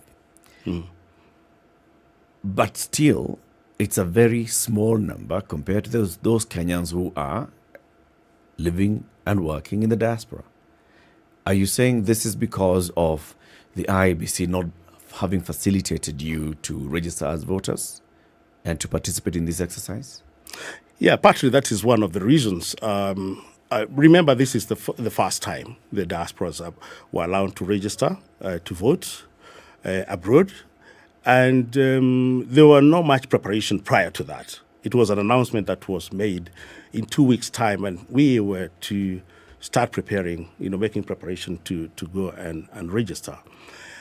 The other challenge is, of course, the communication, because the flow of information from IEBC was very minimal. Remember, we have to rely on announcement made through the platforms, different platforms, abroad, and also shared information through friends. And it's very, very, very difficult to get information, through from IEBC. But I think being the first time, then you would allow that. However, we expect that going forward, that there will be much, much better preparation from the IEBC, and also a flow of information. Now, the other challenge I mentioned is actually the registration center. In London, there are only two. There is only one registration center, and this is posed a lot of challenges. And I believe in other places like Qatar, Washington. I think in United States of America, there are two stations. and Europe the same. So one of the biggest challenge is actually traveling to the registration center to do the registration. It can take a whole day. And of course, we are busy people. We are doing a lot of things, working in shift patterns. Some people are working at night. So finding time to go and register in just one location, for instance, in London, is a huge challenge. Yeah. Of course, there's the financial, implication, because it costs money to travel to London, either by train, by road, or by air from Scotland or from Northern Ireland. It costs money, and of course, one has to factor in that. But hopefully, going forward, that one of the things that the IEBC and perhaps the government will be looking into is allowing Kenyans to register online and also voting online. I think this is something we'll be pushing very hard so that the number will increase significantly if you're allowed to register online, and also vote online. To vote online. Yes. Danson, what do you grapple with in your part of the world? Thank you, City. So the main challenge, actually, those things Bwana Maina is highlighting is just the policy level. But the main challenge you have in the diaspora is legislation, because Article 83 of our Constitution allows the Parliament to create policies that allows diaspora to register progressively. That's the word that is in the Constitution. Now, the Parliament did not come up with legislation that will now interpret and say, what does it mean by progressively? They just used the original way of how IEBC does registration in the country, and that doesn't work for the diaspora. Diaspora is so dynamic. For instance, in the US, Texas alone, it is as huge as almost East Africa, just one state.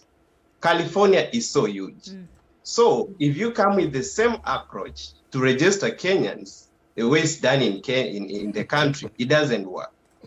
Then also, in addition, maybe just for about how the process will be done, diaspora also works on a different time zones. It's not that we're under one clock. California, they are on the west, they are using different time zone. DC is different. When you go to Europe, is different. Now, we looked at, I remember personally reaching out to IEBC and I told them, if I look at your regulation 66 about the time you're opening a polling station, it's only saying the diaspora will follow the Kenyan time. I understand that this is not actually Bona City, the first time diaspora is voting. The first time diaspora voted was in 2017. Yes. And that was in Uganda, Tanzania, South Africa. So this is actually the second, they added more polling stations. So they used that time zone, but they not now had to amend the regulation about the time zone. So I'm happy that they were able to listen to us and they changed. So we are going to vote, like here, we'll be voting around 1 p.m. Is it around 12 p.m. of Kenyan time, but it will be now 6 a.m. So we need the parliament to look seriously, the next parliament, to look seriously on the legislation, because everything starts with the legislation. IEBC, we try to talk to them. They told us, guys, we don't have enough budget for this. So the Parliament of Kenya has to take serious, because the diaspora, we have over 3 million Kenyans. And we have a lot of issues in the diaspora that we need to address. But unless we have legislation put in place to facilitate us register, including the issues, some of the suggestions Bwana Maina is giving, it will not work. So it is upon us, even the diaspora, to make sure that our MPs back home, because we facilitate them, we give them resources, make sure we talk to them to put legislation, laws that will protect the diaspora voters and also their welfare. Johnson, just to be clear, how many polling centers are available this time for diaspora voters? We have 18 we have 18 polling stations. Like in US, we have 3. That is Washington, D.C., that is LA and New York. In Canada, we have 3 also, Vancouver, Ottawa, and Toronto. UK, they only have one, they have one polling center, but it will be divided into 2 because they have 798 voters. And as per the IEBC, once you clock 700, the next number, even if it's 1 vote, it has to be in the second polling station. So there are a total of 18 now. So 18 of them. Yes. Is there any that will then have to be opened before the polling centers in Kenya open, depending on the time zone? No, as for now, none. If we had a polling station in Australia, of which we don't have, and we have a lot of Kenyans in Australia, they will have opened before Kenya. If we had one in New Zealand, because New Zealand is quite ahead of time, they will open before Kenya. But right now, all the polling station will be either those one in East Africa will open together with the Kenyan polling stations, and the other ones will come later on. They're like 1 hour, 2 hour, and South Africa and maybe UK. But for American polling stations, they will come later on, maybe 7 to up to 10 hours later. Okay, so all polling stations are in Kenyan missions abroad? Or are they? Yes, they are. They're all at the missions. We'll be voting because when we discussed with IEBC, they said we don't have any regulation that we can vote outside the embassy. So the only facilitation they had, and that's why we had a lot of voter registration apathy, because someone in Seattle who is supposed to travel to DC or LA, book a hotel to spend a night and go vote, you look at, I'm spending the same money I could have just taken a flight and go home, to see my family and vote. Yeah. Okay. So then in terms of observation or observing the election, again, mirroring what happens here in Kenya, are we seeing a situation where you want to have your people standing by at the centers? Will such a thing be allowed? Because we're also looking at it, again, being at Kenyan missions abroad, and the whole issue of security and those things come into play. But will there be that allowance for observation in terms of how votes are being cast? Yes, our parties, both our teams, even Bwana Maina can add a point. We have our agents in all polling stations. And also we have observers, especially I would say most of the European Union, European, they have observers. So we have observers in those polling stations. I can't confirm all of polling stations will have observers, but on my part, for our Kenya Kwanza, we have ensured that we have agents in each particular polling station to make sure that the process is running smoothly, and we are in touch with the IEBC, making sure that they're addressing our concerns and any other issue that we feel should be dealt with. Is it the same for you, Maina? Yes, and also going back to the previous point, I think what the diaspora will be lobbying for, as my colleague Danson has said, is for Parliament to pass the registration. But it's important actually to lobby for actual representation of the diaspora in the National Assembly. That's the only way the diaspora people and their issues can well be articulated by someone who is actually who is in the National Assembly. On the point of polling stations, yes, we have agents, particularly on our side, who are going to be stationed at the polling station. For an example, London will have at least 3 agents. And these agents are actually being sponsored by our people in the diaspora. And also we are supporting other polling stations, for example, in Dubai, those who are not capable of sponsoring themselves. So we've raised funds. We are particularly keen on making sure that there are agents and observers in every polling station, so that we can have a smooth counting and also voting by people in those stations. All right, let's take a break. It's 28 minutes to 9. This is the Situation Room, Kenya's biggest conversation on SpiceFM, on KTN Home, on Facebook, on YouTube. We are talking about Kenyans in the diaspora and how they will participate in tomorrow's exercise of the general election. Several polling centers worldwide, 18 of them in various countries, in the States, in Canada, in the UK, in the Middle East, in East Africa, in other parts of Africa. How will they be participating in this? We've got two gentlemen speaking to us this morning. Danson Mukile joining us via video link. He's a Kenya Kwanza diaspora leader in Washington, D.C. And Maina Gatangi, he's a chairman of the Azimio La Umoja One Kenya Coalition, UK and Europe branch.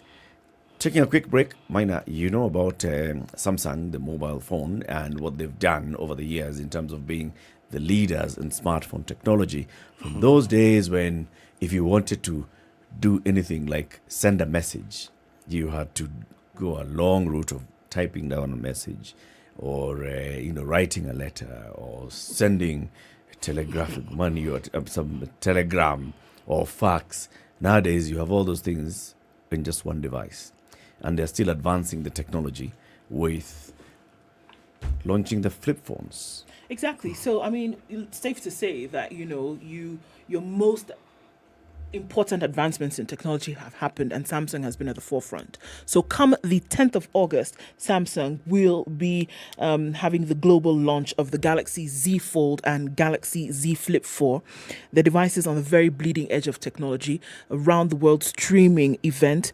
It's not only the pioneer or the global leader of foldable technology in smartphones, which gives users access to the very best in smartphone technology and features in much smaller and more comfortable form factor. So that will be launched. It will be available to watch on KTN Home from 4 p.m. on the 10th and on YouTube using the hashtag Galaxy Unpacked. Time for a break. We'll be back shortly.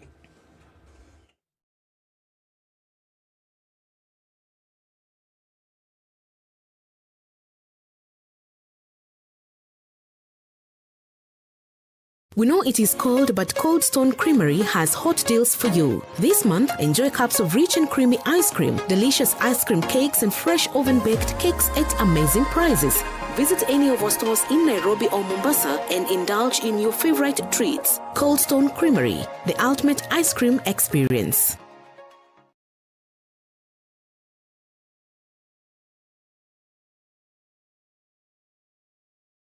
London Mulot and DJ Absolute. When the gang is together, you know it's Sugar and Spice. Great vibes, conversations, a lot of humor. I like to say we don't give an F, we give 3 Fs. You and I are in this relationship, so it is me to tell you who we are. When you ask a chick, how many guys have you been with? She's like, including you. If it's fun, it's funky, it's fresh, you're definitely going to catch it here. I don't know what you do every day from 11 a.m. to 3 o'clock. If I were you, I'd tune in to SpiceFM 94.4. I want you on my team. So does everybody else. Yeah.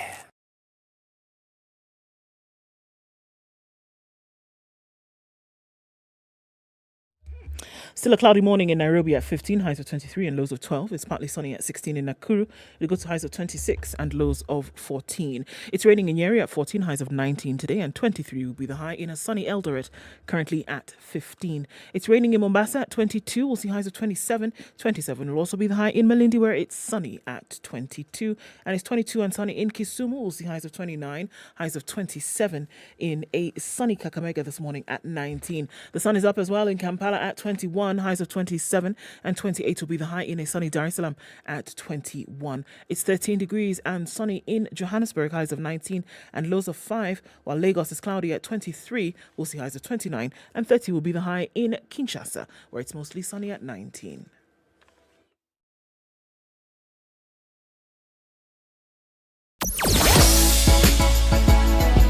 Sugar and spice and everything nice.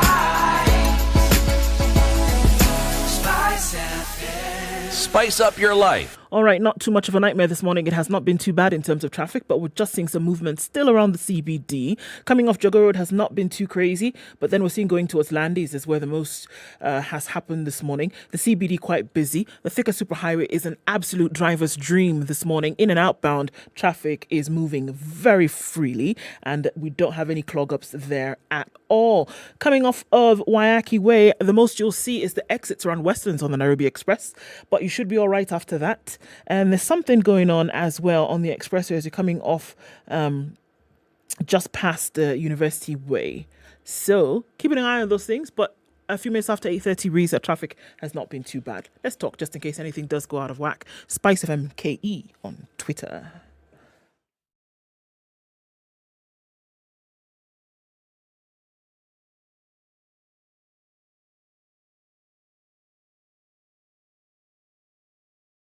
Mature, intelligent talk every morning. Spice up yourself.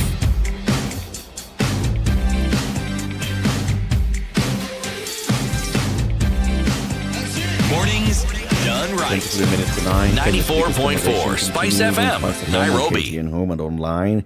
We're talking about Kenyans in the diaspora. Will they be participating in the vote tomorrow? Yes, indeed.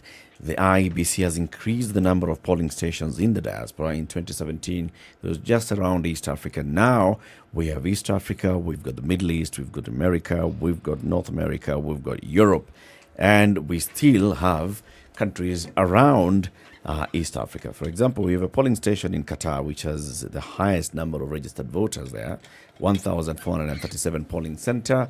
In Uganda, 1,211, Rwanda, 1,090, Tanzania, 1,402, South Africa, 958, South Sudan, 977. Germany, which you'll tell us, Minor, who it represents, has 314 registered voters. UK, as a polling center, has 798. The UAE, 745, USA, 744, Canada, 366.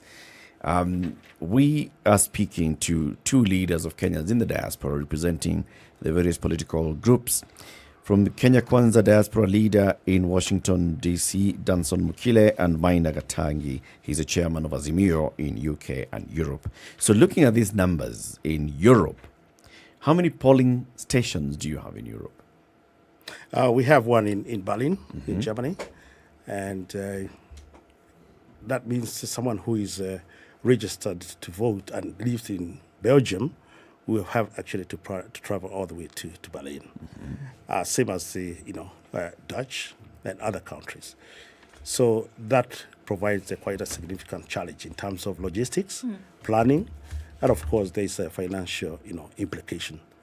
So the assumption here though is that these Kenyans who will be voting in Germany, they went to register at this particular embassy in Germany. Yes. Right? Yes. So they were already aware that I want to participate in this year's election. Absolutely. I have traveled all the way. I have registered myself as a voter. And so it's an implicit commitment that they will also turn up to vote and go through the same logistical nightmare of going all the way to Germany to vote. Yeah, absolutely. And, it's a commitment that one has to make. It's for the love of, of their country, of one's, country.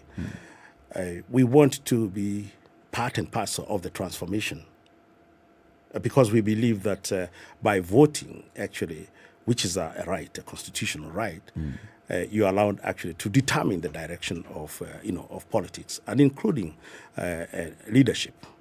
That means that unless you wake up, get out there, travel all the way, from wherever you are and vote, then you'll not be counted as having participated in the election or in the shaping the direction of political direction and including economic and social transformation of our country, which as people who are heavily limiting, we are limiting more than 400 billion Kenya shillings back to Kenya.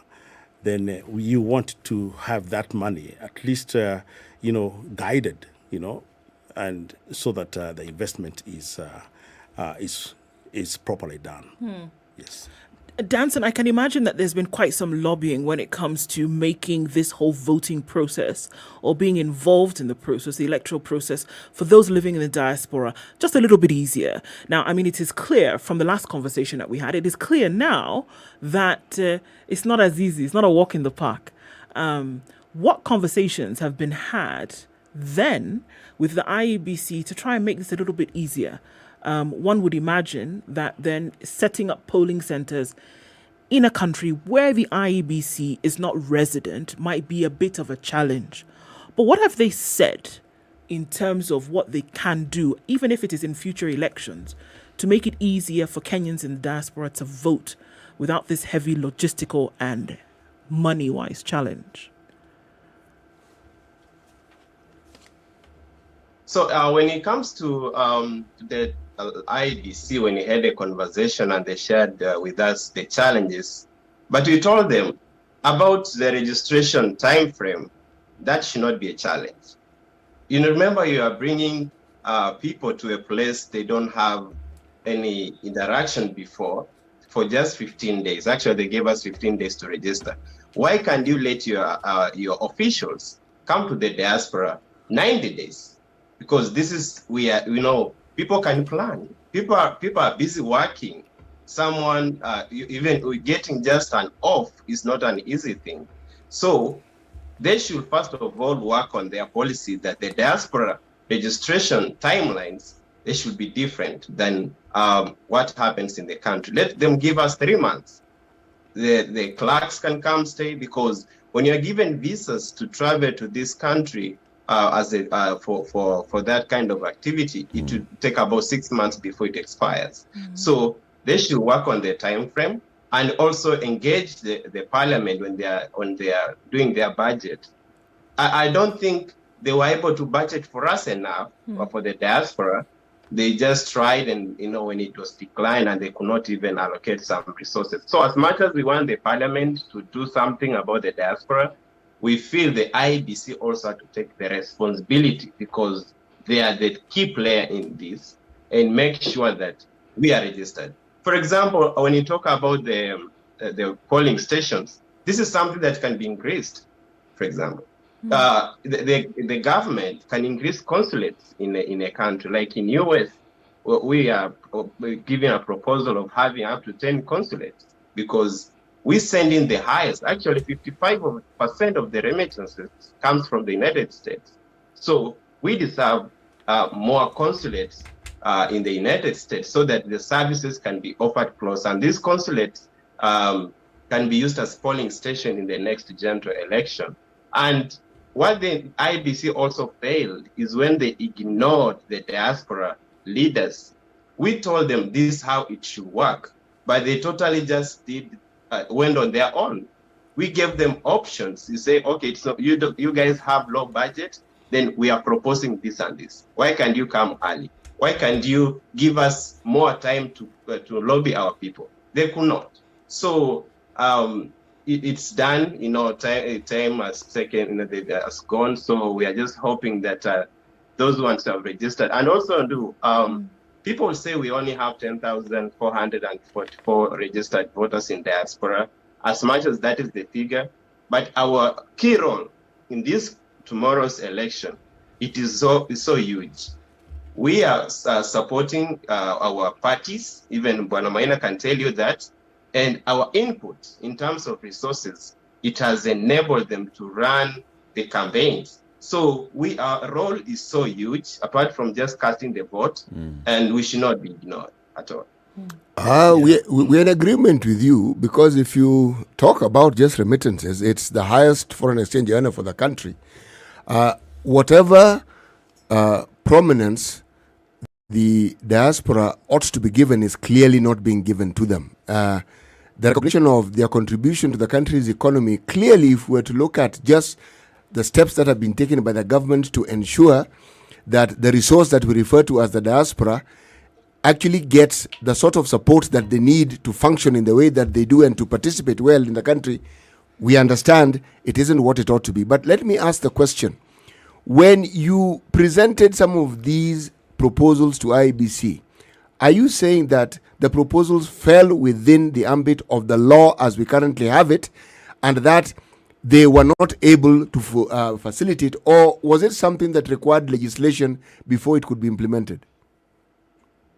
So the major part of the issue was the budget. That is something they say we don't have resources. So that goes back to the legislation, because the parliament is the only organ that allocates the resources to the IEBC.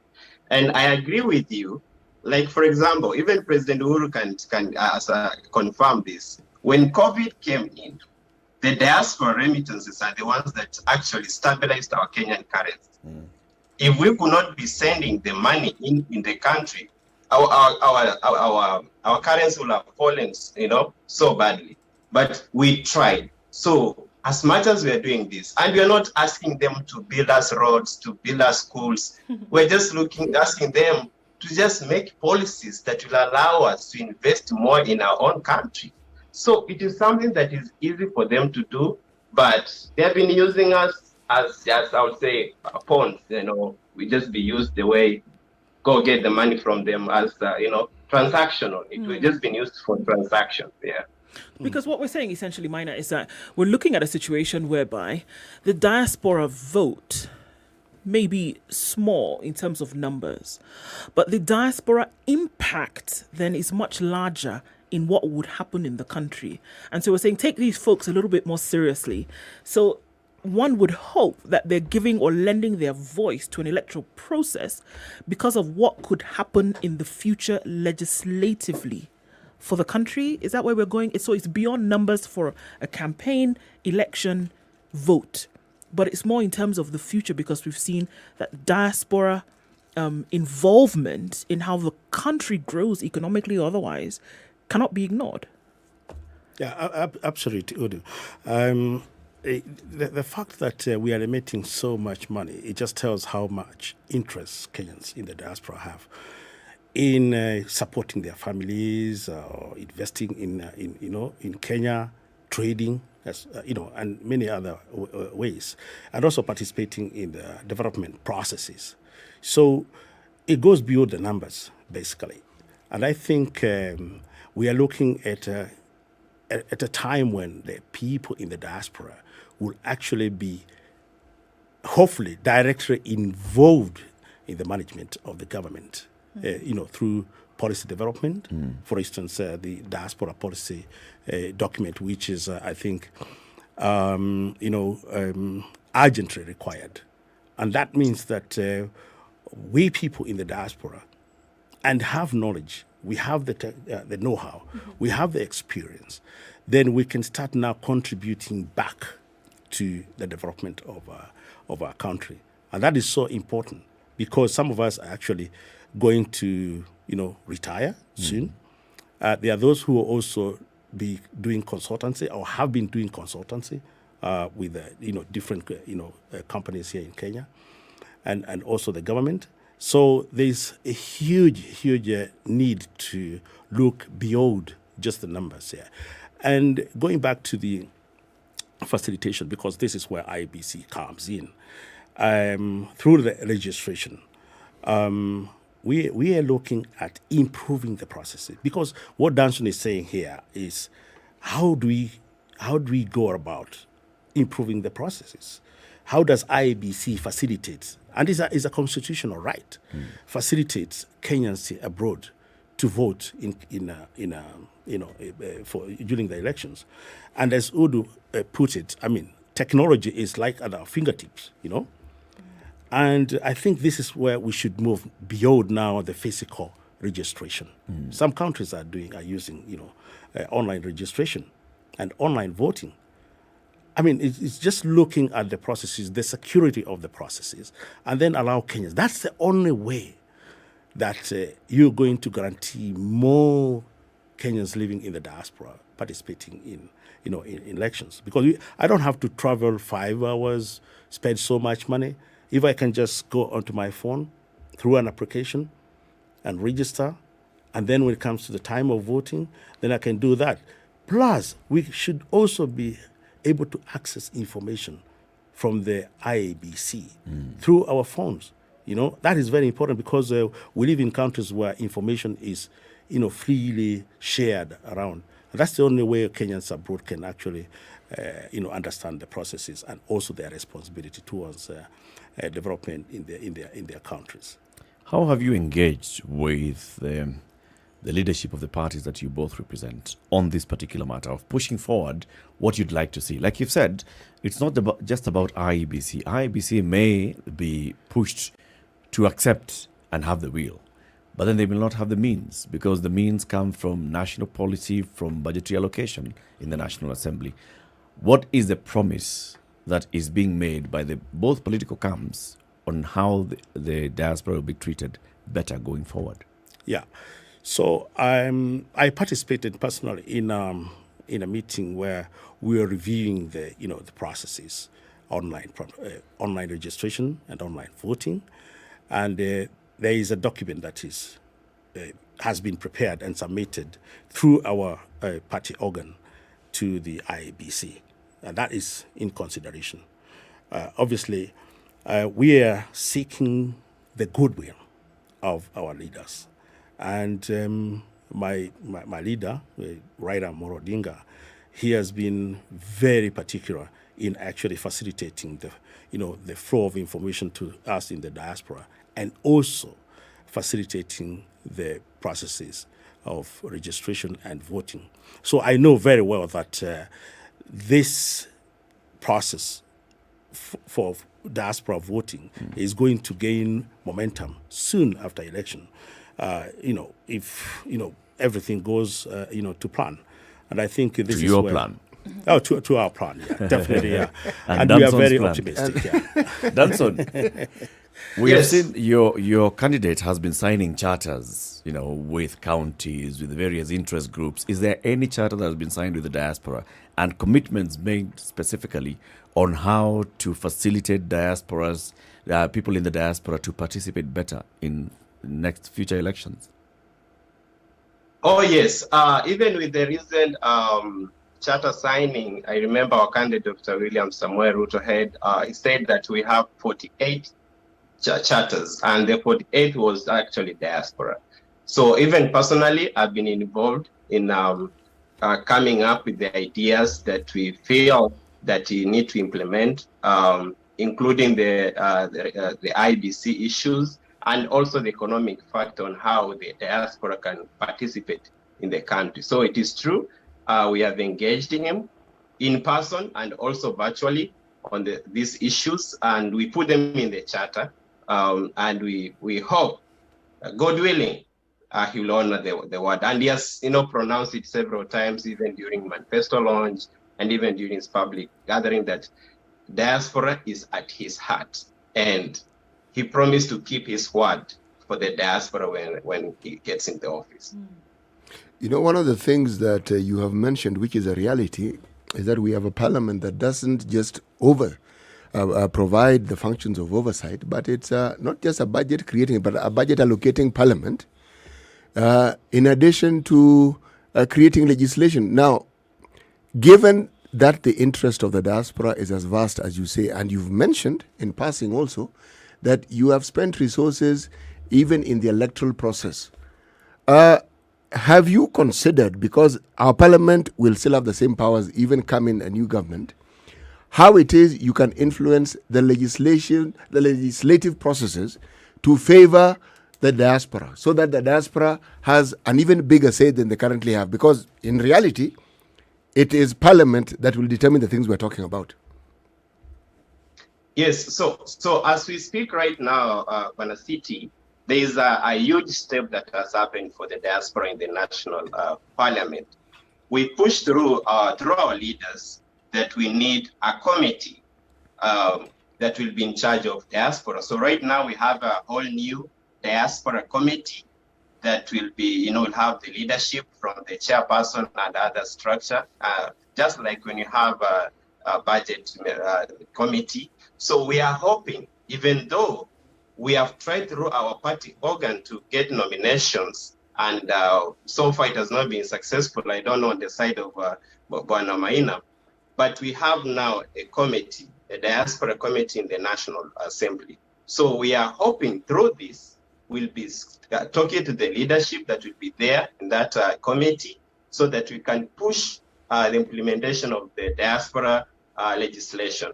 So that is our prayer, but we are not stopping. I think let me just ask the question. Given that the thing you have in common, whether you support this coalition or the other, you're all in the diaspora.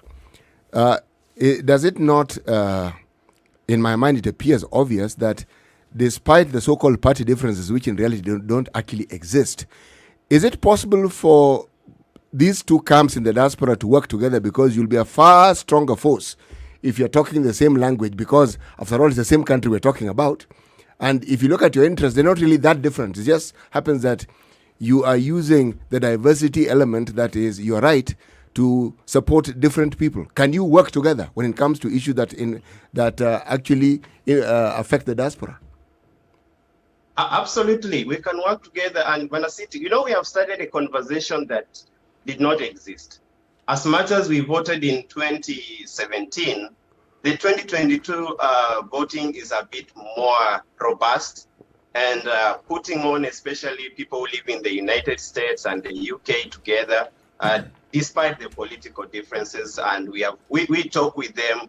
Even Bwana Maya, he knows our leadership in UK. We have been having this conversation, but majority of our issues requires political will. Yeah. If we don't have a political will, some of these issues will bounce back. So we are hoping that the next parliament that is going to be, from tomorrow, once the election is over, they'll be able to address these issues. It doesn't matter who wins, And since we're in a conversation, we talk, we have fora, because it's not just about political. We have different diaspora forums that we meet and engage on different things. So we are hoping that we'll be successful. Well done, son. We also hope that you will be successful. We want to thank you very much, the two of you gentlemen, from everybody else that you're representing this morning in terms of the leadership of the diaspora in the political processes from whichever countries that you are in. Danson Mukile, Kenya Kwanza diaspora leader in Washington, Maina Gatangi, chair of the Azimio, UK and Europe. You have basically decided that you are going to take your time to get involved in the local political process. And of course, what we expect is that you also are able to encourage more and more Kenyans in the diaspora to participate in this, so that even as you look at the number of the millions of Kenyans who are in the diaspora and those that have turned up to register as voters, that kind of apathy is also addressed. That we don't only have 10,000 registered voters in the diaspora, but 1 million plus registered voters. Asante sana for joining us. Thank you very much indeed. Thank you for having us. This is Kenya's biggest conversation, the Situation Room. Yes, polls will be opening in a couple of hours' time, and Kenyans in the diaspora in various countries in 18 polling centers will be participating in this election also. Keep it here for more conversations coming up in the next hour. We've been live on KTN Home. The conversation switches back to SpiceFM across the country. Good morning, 9 a.m.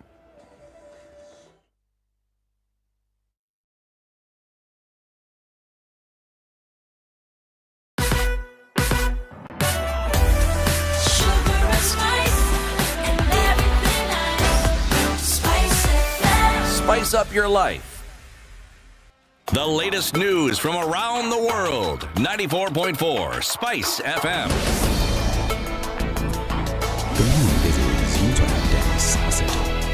Just a day before Kenyans take to the polls to elect their preferred representatives, IEBC has assured the country that it's all systems go and that all is set to go. We have our reporters stationed across the country with the latest now. Good morning, Alan Chanda from Kakamega. What's the mood like in Kakamega? Are the residents ready for the big day tomorrow? Good to talk to you this morning. It's quite chilly here in Kakamega, but we are bracing that weather. But here in Kakamega, it's all systems go. We've spoken to the IEBC officials who've already indicated to us that all the materials, of course, the strategic and non-strategic, will be here on time. By yesterday, the non-strategic materials were available here. And so in all the 12 constituencies in Kakamega County, we shall be traversing them. And not just Kakamega County, but the neighboring counties too.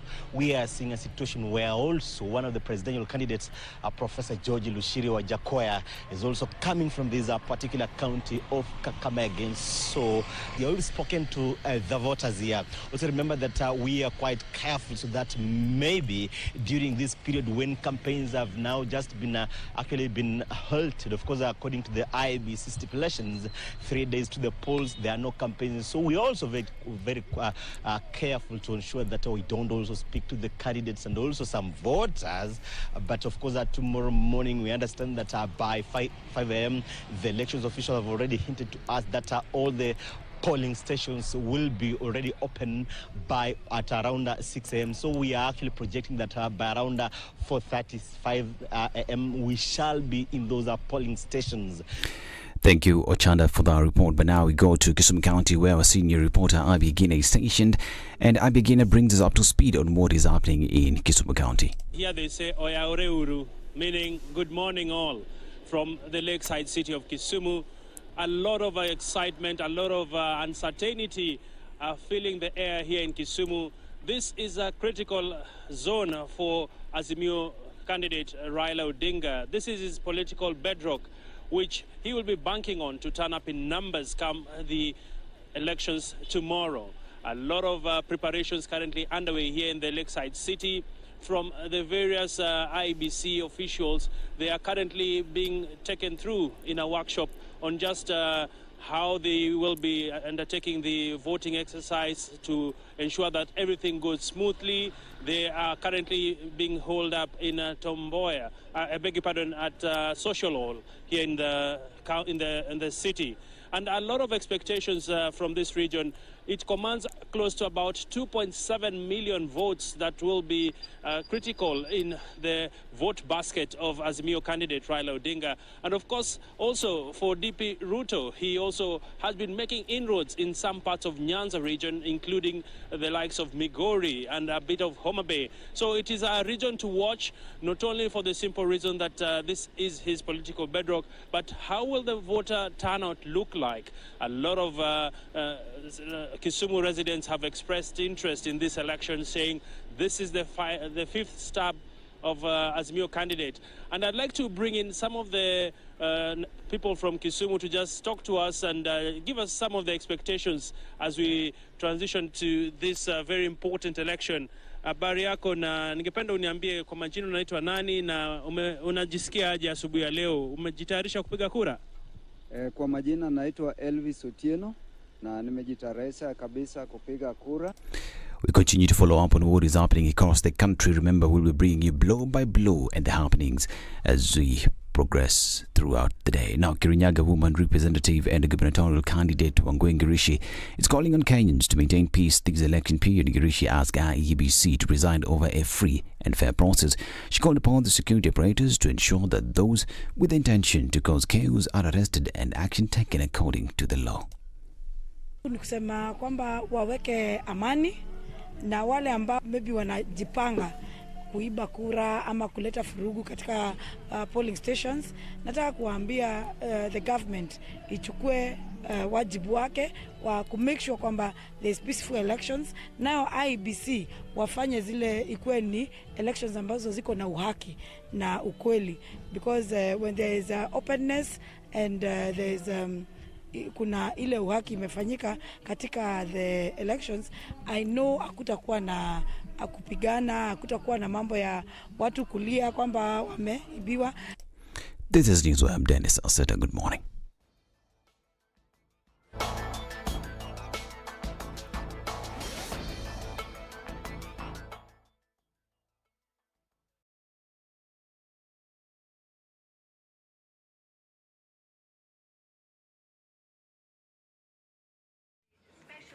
All right, building up on the Nairobi Expressway exits today is where we're seeing a lot of action, especially right now. Traffic hasn't been too bad this morning. Coming into the city then by Jogo Road and then onto Landis, out towards Kamkunji at the roundabout is where we'll see a lot of it this morning. Into the CBD is where it's quite crazy. The Thika Superhighway has looked really good all morning and looks like we're going to finish off the morning just like that. Really good. Most folks seem to have left the city. The Nairobi Expressway exits are around Westlands. That's where we have most of the action this morning. But we keep eyes on things, shall we? Let's do it. SpiceFM KE on Twitter. Talk to us there and keep things moving this Monday.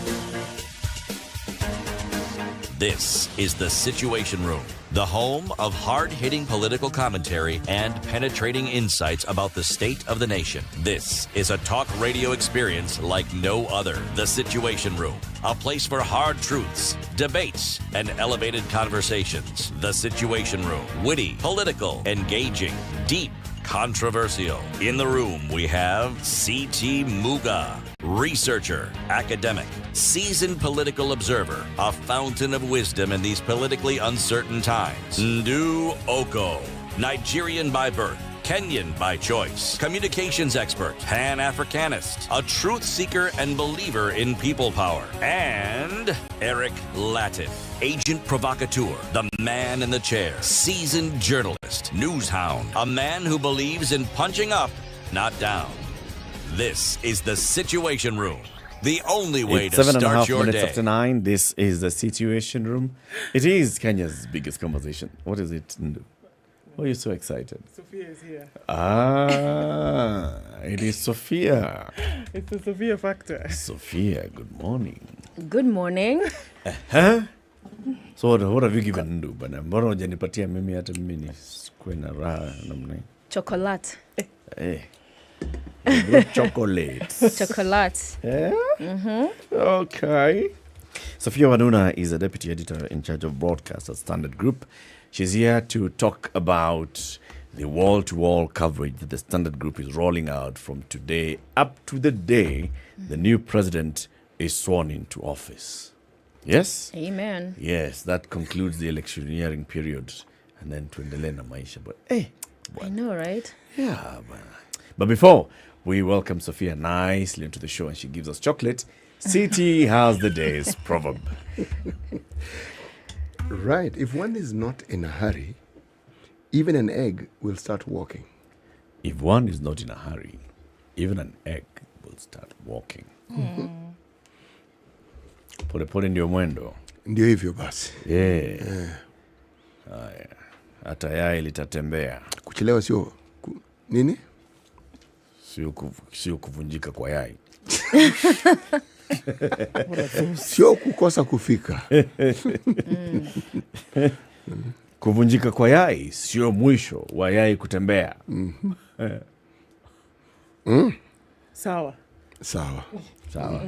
Whatever that is, it's okay. You're in agreement. Sophia, now, good morning. Good morning, Eric. How you doing? Niko salama. Welcome to Kenya's biggest conversation. I want to start by apologizing. That wall-to-wall partly is what had me delayed, but I'm glad you made time for me to still come and talk to our listeners, those watching. Asante sana. What wall is this? What is wall-to-wall? End-to-end. Okay, what is Covered, end-to-end? 360 coverage. It's like everything you need to know in this election, we've got it for you covered. On the ground, data analyses, panel discussions to dissect and discuss the developments as they happen. So wall-to-wall is that everything you need to know. Bomas is covered. That's the National Tallying Center. And we have an entire plan around it. If it's deployments around the country, all the 47 counties covered as well. If it's now that role we have around also tallying of results, having our own data team, having clerks that we've hired onboarded as Standard Group around the country, collecting, bringing back this Form 34As and having our own system. Of course, we're not like IEBC, but there's that backup system. Remember in the past you've had you have results coming, then at some point it hangs and all of you have stalled. So we have a system that we have set up, a platform that we have developed, people that we have onboarded to ensure that we cover and do justice to this election best way we can. Yeah. And that's one of the things, isn't it? That in the previous elections, we glued to our TVs, Correct. really, and looking at those numbers. Forget, quote unquote, Yeah. forget what's coming in officially. But, you take what comes in on the screen as, the truth Yeah. and the real situation of things, right? So you're not going to be anywhere as soon as you voted or even before that, looking at what these numbers are. So Yeah. I guess one of the questions that folks would say, the validity of these numbers that you see, and now you're talking about putting in the work to make sure whatever numbers you're getting then are being transmitted to folks so they can see exactly what's going on. Yeah, because you find from the 2017 election and subsequent petition and then the minor KI judgment, Form 34A, these are the polling station. That result is final. So there isn't, you're not calling it as was in the past provisional results, where IEBC then still comes here, the National Tallying Center, and does all this alignment verification. So purely, even if you read that judgment, it says the exercise at the National Tallying Center is pretty much mathematical. Right. Because if anyone has an issue with what the result is from the polling station, then that is dealt with at the courts. So that result is final. So once we're able to get that with our team here, and remember also the other lesson we learned, as you said, you used to have it as hang, you've all stalled at these particular numbers. Remember even earlier on Checkpoint, we had our team again, digital team developed these maps where you have 2013 data, the election results, and other registered voters election data in 2017. Now we also have a 2022 map, which will begin to populate as these results come in. The beauty is, even at any point where there's a hitch or glitch, you're not then stuck to some screen at the bombers. Yes. So we're able to still do analysis and move that conversation forward as we are getting this information. But the game and where it will be won is how fast you are with getting with your own internal teams, because what we also have is connected to the IEBC system. So each media house has been given that. So you're getting, which will be an avalanche if you think about it, of the Form 34As. So you really have to prep and be ready for, even by the polling stations close at 5, and remember it's 700 per polling station. That's very quick turnaround in counting. So you'll quickly start having all these things coming in. So we hope that everything works out and that Kenyans will be able to follow to the minute these events as they unfold. But Sophia, just to be clear, we are not talking about just covering the presidential election. Correct. We are covering all the elections that are taking place across the country. Yes. So we have, of course, the one presidential. We've got the 47 county Senate. Yes. We've got the 47 county woman rep. We've got the 290 constituencies. We've got the 1,400 or so civic wards. We have the 47 governor seats. So all that people will be getting to know, of course, not to the greater detail of the MCA position, but governor, MP, senator, woman rep, president will definitely be giving the results as they come out. As they come out, because what the clerks we've onboarded is both at the constituency level and at the county level. So you have 47 folks that their job is to ensure they're telling us and sending the information where they are assigned and deployed. So yes, we are covering the entire election.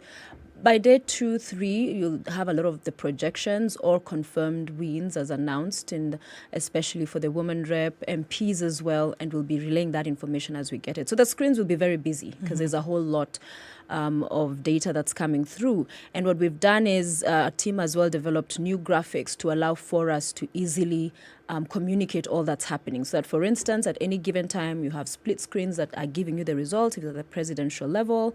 And then if it's the governor races as well, you're getting this information. And so it will be, you're getting a mix of things at the same time, but clear. We're not going to confuse people.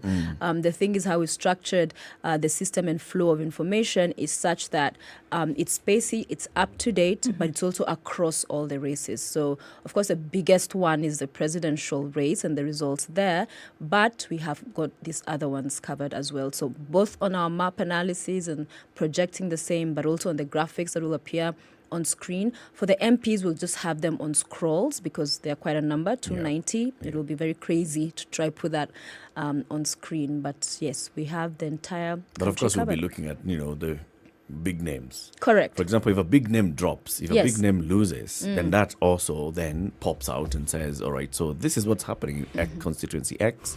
So-and-so has been a member of parliament for the last 3 terms. Yes. and is not going to be a member of parliament in the 13th parliament because he's been voted out. Yes. Or so-and-so who's been a member of parliament for 3 terms is coming into the 4th term. Something like that. Yes, and that also is beefed up and aided by our teams also deployed on location, because even today the links we are doing with them is to explain outside, of course, the big presidential race, the dynamics of the other key races to watch, which we've also been doing in the lead up to this. These are the key races.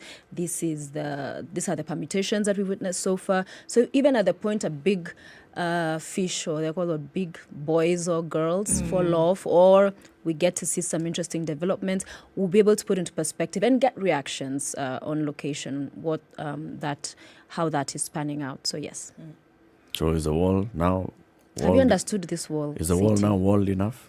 Yeah, I'm a bit slow, so some of these things take a bit of time to just sort of like digest in a minute. Yes. I have understood the 360. I understand the 360. I get.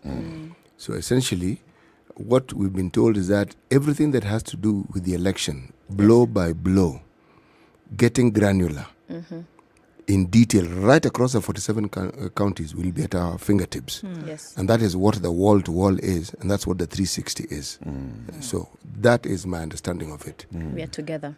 Sophie, I want to go back to some of these results, because again, looking at the fact that, as it said, if it's been reported, I take that as truth. Again, I mean, at the expense of sounding, sticking on an issue, is that a lot of folks will be able to say, look, we saw this result on KTN, right? And because we saw it on KTN, look, it must be true. It's the truth. Yeah. But is that not exactly what you're saying now? That because KTN then also got it as a result of the Form 34, right? That was gotten at the polling station, then you only will transmit what you know to be true. Yes, so this is the thing. Remember, it's 290. The polling stations are over, is it 46,000? Yes. So, of course, we do not have that capacity. So what we are working around is you have these clerks in all the 290. When they, in our platform that develop, they will key in the result, and they will, in the lead up to that final constituency result coming out, are getting data from the other polling stations around their area. However, we compare that with the IEBC 34A, because that's what would stand in court, not ours. So ideally is that we are saying, because there's a verification process as all this information is coming in, is, okay, this is what we've received. What does the Form 34A from the IEBC portal say? Yeah. Okay. Clearer? Much. For the audience, again, just going back to that question by Ndu, if Media House A is showing this kind of figures from this constituency without necessarily saying which particular polling stations they are quoting, Media House B is showing a different figure without necessarily saying which polling stations they are quoting. You see, there's a possibility. We are reporting from the same constituency. We are both giving the true picture on the ground as we have received it. Yes. But you see, you may have received 80% of the picture, I may have received 75% of the picture. So how do we address that concern from the public of, hey, lakini hao wanasema nani ndio ameshinda hii kitu? And that's where you have projections. You see, even like CNN, when they cover elections, at some point they're able to call an election where others have not yet. So in terms of the pace and where each media house is at a particular point, that may vary because we're not using the same teams. We don't know what setup they have. So it is one of those that will really be waiting to see how it plays out. But for the responsibility on each media house for us, especially here, is that by the time you're having that chain of command in accordance to the clearing or verification and approval, that now you can publish this result, is that due diligence has been done. So are we able to stand by what we are doing? Exactly. Those other media take us houses, through that engine room. We don't know what they're doing. So that has layers.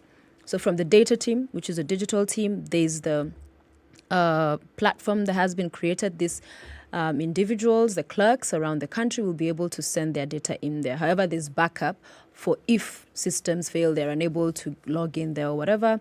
That has been, and they've been taken through training over the weekend as well and did a simulation.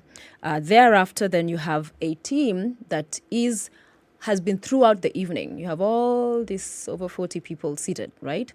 Getting and tracing what is IEBC putting out, the Form 34As, and they're able to look against these forms. Again, this is all information that if, just for a clearer picture, if we're able to get that, because that's what IEBC shared just recently, the API, which is then it immediately reflects on ours. So it's a faster process as opposed to you see, then you key in, which is manual, which is slower. So we get that right in that it just comes and reflects directly, then it becomes an easier thing of looking and seeing. How if it's not the case, then it means you're manually inputting this data, after which all this time there are 2 senior editors as well, because finally what ends up on air or on our online digital platforms, it's the editorial team has to then say, okay, all these other channels. So there's the data team, then there's the team that is here. So we have from university students, again, that have been taken through the system, and part of our staff that are going through this information and tallying and cross-checking with IEBC, and then the editorial team as well that is at hand to click the publish, having been satisfied that all of the steps have been followed. I mean, it's a quick turnaround time, isn't it, though?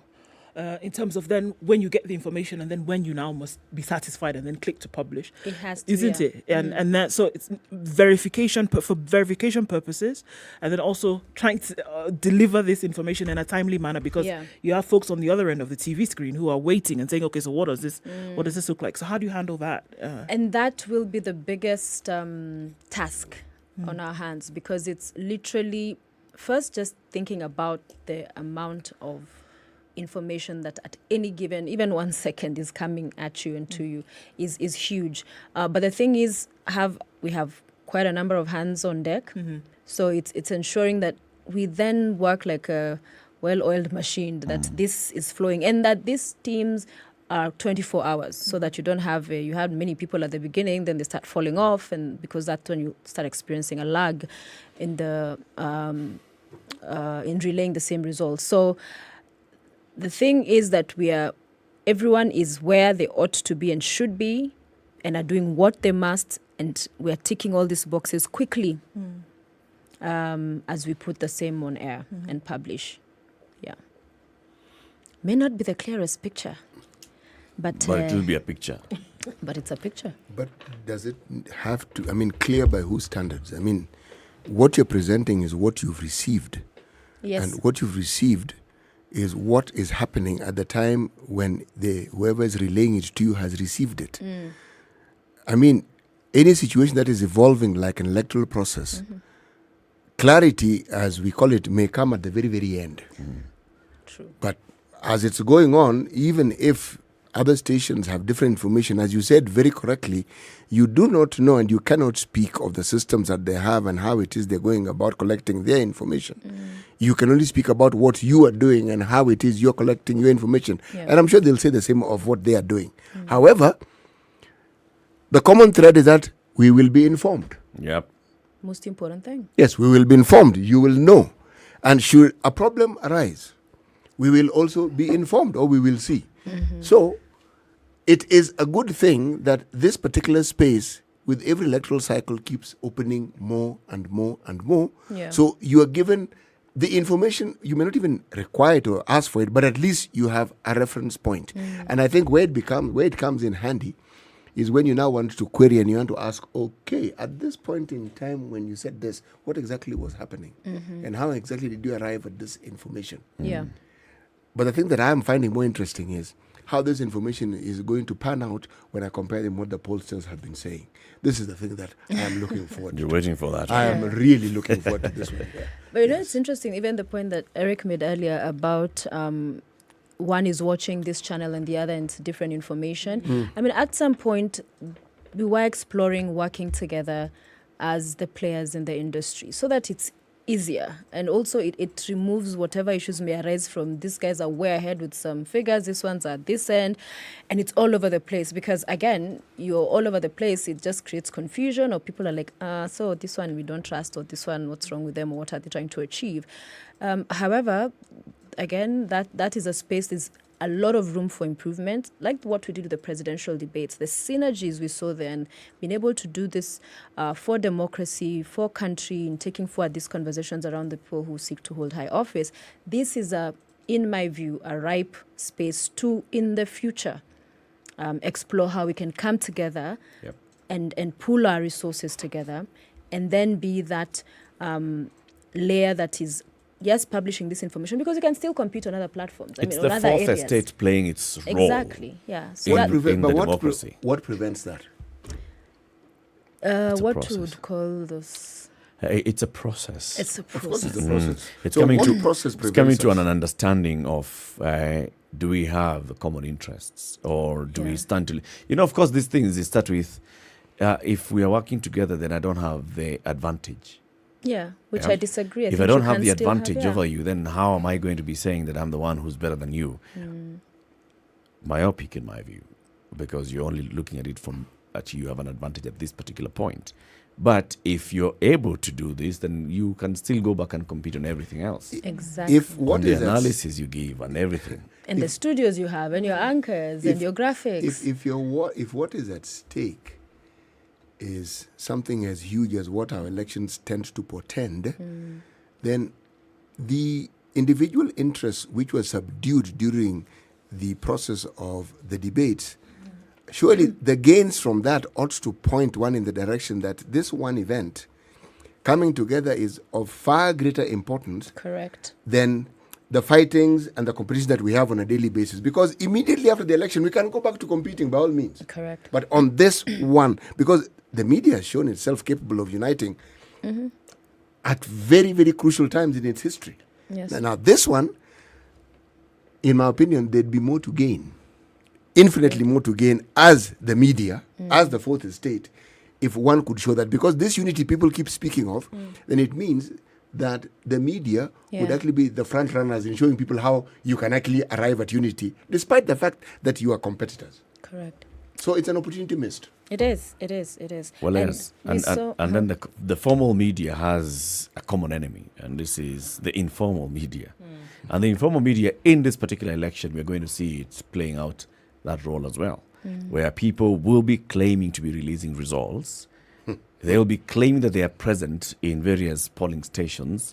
They'll be claiming to be present in various constituencies, and they have access to the results that are coming out of those constituencies with no verification whatsoever. But because it's an individual who's built some sort of credibility over the last couple of months, over the last couple of years, on the way they release their information, then they also become some sort of a media house. Now, with those, depending on whether they are deliberately getting involved in disinformation or not, it's a bigger threat to everything else that we'll be doing. All the hard work that we have put in, and you're waiting to actually release the result that has gone through the various checks and balances to verify, and some guy has already released it and said... No, they're busy muddying the water. Yes. But on the other side, the flip side of that is, remember some of these individuals that are associated to these political parties or coalitions, each of the big boys, big girls, have their tallying centers, right? And they have individuals everywhere. So they have pretty much a machinery like that of IEBC in terms of presence. Okay? Yep, in the name of their agents and all. Yes, in terms of the agents and stuff. So it's true it could be misused, and of course largely you see some of these players do that. But in terms of presence, I don't think any media house at this point can be 46,000 strong.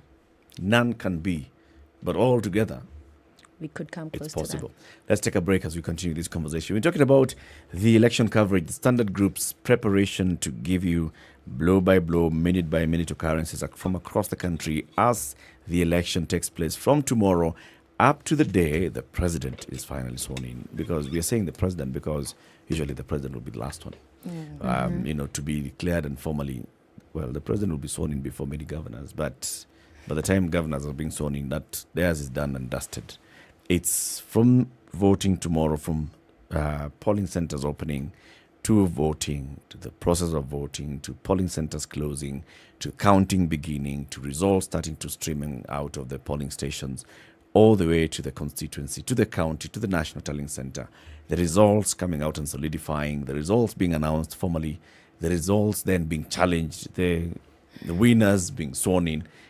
The entire thing will be ready with you wherever you are. And Samsung is also ready. Indeed, in terms of technology that Samsung has been delivering to the world over the many years that they've been in existence, one of those things is saying that on the 10th of August, there will be the live stream of the release of some of the new handsets that they're putting out into the market. We're looking at the G Flip 4 and the GZ Fold, and they're saying, look, on the 10th of August at about 4 p.m. on KTN Home, you get an opportunity to watch these pioneer but global leaders of foldable technology in smartphones and giving users access to the very best smartphone tech and features in a much smaller and comfortable form factor. So watch the global Samsung Galaxy Unpacked stream live on Wednesday on the 10th of August from 4 p.m. on KTN Home or online on Samsung.com. for the official YouTube channel and use the hashtag Galaxy Unpacked to join the conversation. 28 minutes to 10. Let's take a break. Take a look at the weather and traffic.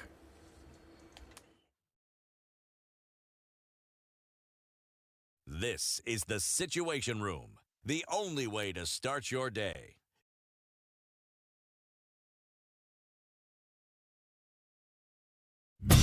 Tunapozidi kuboresha sekta ya kilimo, tunakumbatia mbinu bora za kiteknolojia. Kwa wakulima wote, Standard Group PLC kupitia Farm Kenya itaandaa siku ya maonyesho ya kilimo ikiwashirikisha washikadau wa sekta mbalimbali. Maonyesho hayo yatazingatia kumudu ukulima na ufugaji ili kuboresha maisha nchini Kenya. Jiunge nasi katika uwanja wa Dumberi Stadium, kaunti ya Kiambu, kutoka tarehe 1 hadi 2 mwezi Septemba kuanzia saa 2 asubuhi. Kushiriki, wasiliana na Caroline kupitia 0723-803-601 au barua pepe cnyandieka@standardmedia.co.ke. Ujumbe huu umeletwa kwako na Standard Group PLC na Farm Kenya.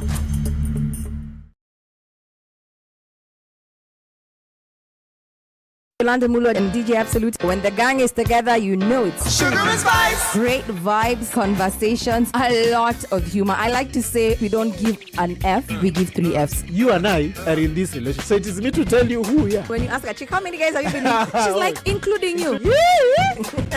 If it's fun, it's funky, it's fresh, you're definitely going to catch it here. I don't know what you do every day from 11 a.m. to 3 o'clock. At 16, we'll see highs of 23 and lows of 12. It's sunny at 17 in Nakuru. 26 will be the high. And we'll see highs of 19 in a rainy Nyeri now at 14. And it's 17 and sunny in Eldoret.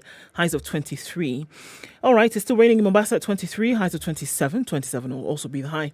In a rainy Malindi, sunny conditions at 23 in Kisumu, and we'll see highs of 27 in a sunny Kakamega. It's 22 and sunny in Kampala, highs of 28, and we'll see highs of 28 as well now in Dar es Salaam with the rain coming down. And it's 14 and sunny in Johannesburg, highs of 19 and lows of 5. It's partly sunny at 23 in Lagos, highs of 29. And we'll see highs of 30 in Kinshasa, where it's sunny at 20. Out into Beijing, Monday afternoon is 27 degrees and sunny. We'll see highs of 28, while in Paris, the sun is out at 17, highs of 29. 28 will be the high in a sunny London at 18. And it's clear in New York still Sunday night. Coming into Monday, we'll see highs of 34 and lows of 27.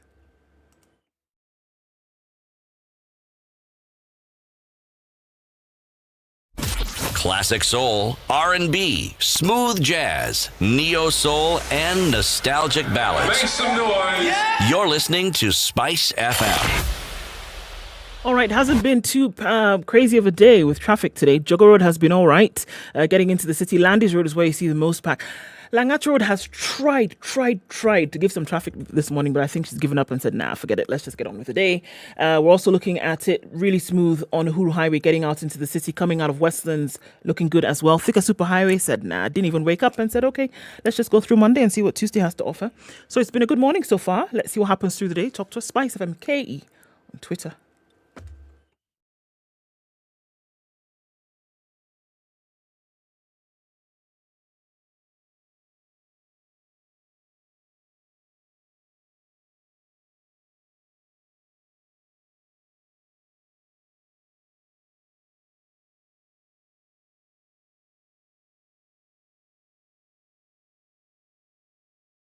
Mature, intelligent talk every morning.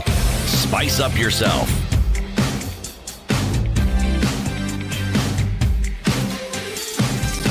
It's 24 minutes to 10. Mornings done right. It's the Situation Room. Spice up yourself. At 24 minutes to 10 before we conclude today's show. Sophia Wanuna, Deputy Editor, Broadcasting at Standard Group. She's the one who's the boss of KTN News and the coverage that's going to be coming out of KTN News. The entire editorial team has sat and arranged this and actually come up with a plan on how the Standard Group as a whole, with the converged newsroom, is going to be covering and relaying the news out of every part of this country during this time. So let's just go through the motions, Sophia. 6 a.m. tomorrow. 5 a.m. tomorrow. 5 a.m. tomorrow. What happens? We begin our election day coverage. Mm-hmm. So what we have, so from 5 a.m. is going to be 24 hours throughout. Midnight, there'll be an anchor in studio. There will be links from around the country, Bombers, all the locations. So 5 a.m. to 10 a.m. is our English block. So pretty much once we wake up, press review by Dibal, what's in the press, the first hour. From 6, we go full throttle on the ground. So presence, which we have around the country, we get to hear from all these folks. And then intermittently, you have a bit of discussions going on, but largely tomorrow, it's out there, what's happening. So reporters on the ground. Exactly. Okay. Yeah. Or giving us a picture. So this particular polling station has opened on time. Polling center has opened on time with all its polling stations. This particular one, there's been a delay, and this is what has occasioned the delay, and this is what the IEBC official on the ground is saying, and this is what we expect to see. This is what the voter turnout is looking like. This is what the various candidates are saying. They're turning up to vote. So this happens throughout the day. Throughout the day, tomorrow. In terms of our data center, we will be saying, here we also have our map ready. It's blank, as you can see. And once the results start trickling in, you'll see change in color. It's all white now. The colors we're going with, of course, is blue for Azimio and yellow for UDO Kenya Kwanza. So it will start populating. What we also have is a balance of power for the National Assembly and Senate, that once again those results start filling in and we're clear about the winners, but that will be coming in the 2-3 when we have the results. So again, you'll have a full and clear picture of who has the majority or how are they in terms of balance of power, so you'll have that clarity.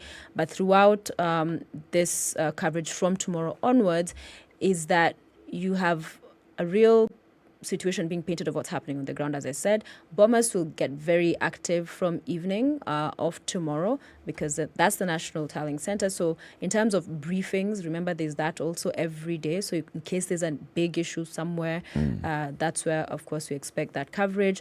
But also we will be covering the presidential candidates. So you'll be able to see them go to their polling stations, vote. That's a money shot. So we'll have that and some of the other key contestants from wherever, aspirants from wherever, candidates, I beg your pardon, from wherever they're voting, being able to bring that as well. So results will start trickling in, obviously, from, let's say, around 11 p.m. tomorrow night. Actually, from the various, in terms of proper result of, we're getting some declaration of winners here and there, right? Yes. And this continues from then on, up to the point when we have some sort of clarity on MP seats, governor seats, senator seats, woman rep seats, and the law allows the IEBC returning officer, the national returning officer, at least 7 days to declare the presidential result. Are we likely to get this on the first day, the second day, the third day, the fourth day? By all indications, from the lessons of 2017, remember they announced after 3 days. And one of the issues that came up in that petition was that at that time you were announcing the result. You had not received Form 34As that came to a total of about 3.5 million votes. So what were you announcing? And that's when, if you remember, that very controversial statistics word came up, that those were statistics, the things that folks were seeing on the screens at Bombers. So since then, even when you hear all of these commissioners talk, and the chair is reminding the country, we have 7 days. And because we want to satisfy ourselves that we've received all of this information, we ask the country to be patient. Because see, there's also that thing of, oh my gosh, what's happening? So you're dealing with, this is high stakes, and everybody is waiting. There'll be a very little output in terms of work for guys until that happens, because everyone is glued to their screens, even if they report to work on Wednesday. But they have given every indication that they will not rush themselves, do not want to fall into the same problem they had the last time, so that then when they come and say, we announced based on this and we had covered our ground and Form 34 had been received, and so we had everything, as opposed to saying, yeah, that had been sent. Because remember last time what was happening, there was what was also the KIMS kit was capturing and relaying directly. Now it's a picture that the KIMS kit is sending to the National Tallying Center. So it will likely take the entire week. So they'll take as close to the 7 days as possible. But by the time they're receiving, Chebukati is receiving the physical Form 34A, everybody else has seen the Form 34A. Yes. So everybody else has already announced what the Form 34A is saying. Yes, and there's no problem with announcing. And so it's all about managing the expectation of the various supporters. That, okay, yeah, so even if KTN has called it for candidate so-and-so, yeah, we don't declare. Declaration comes from Chebukati. It has to come from Chebukati, the last one. Yes. And there'll be a lot of pressure on them, Chebukati. Where we already know. Can you just tell us? Can you announce that this is the winner? We start celebrating formally.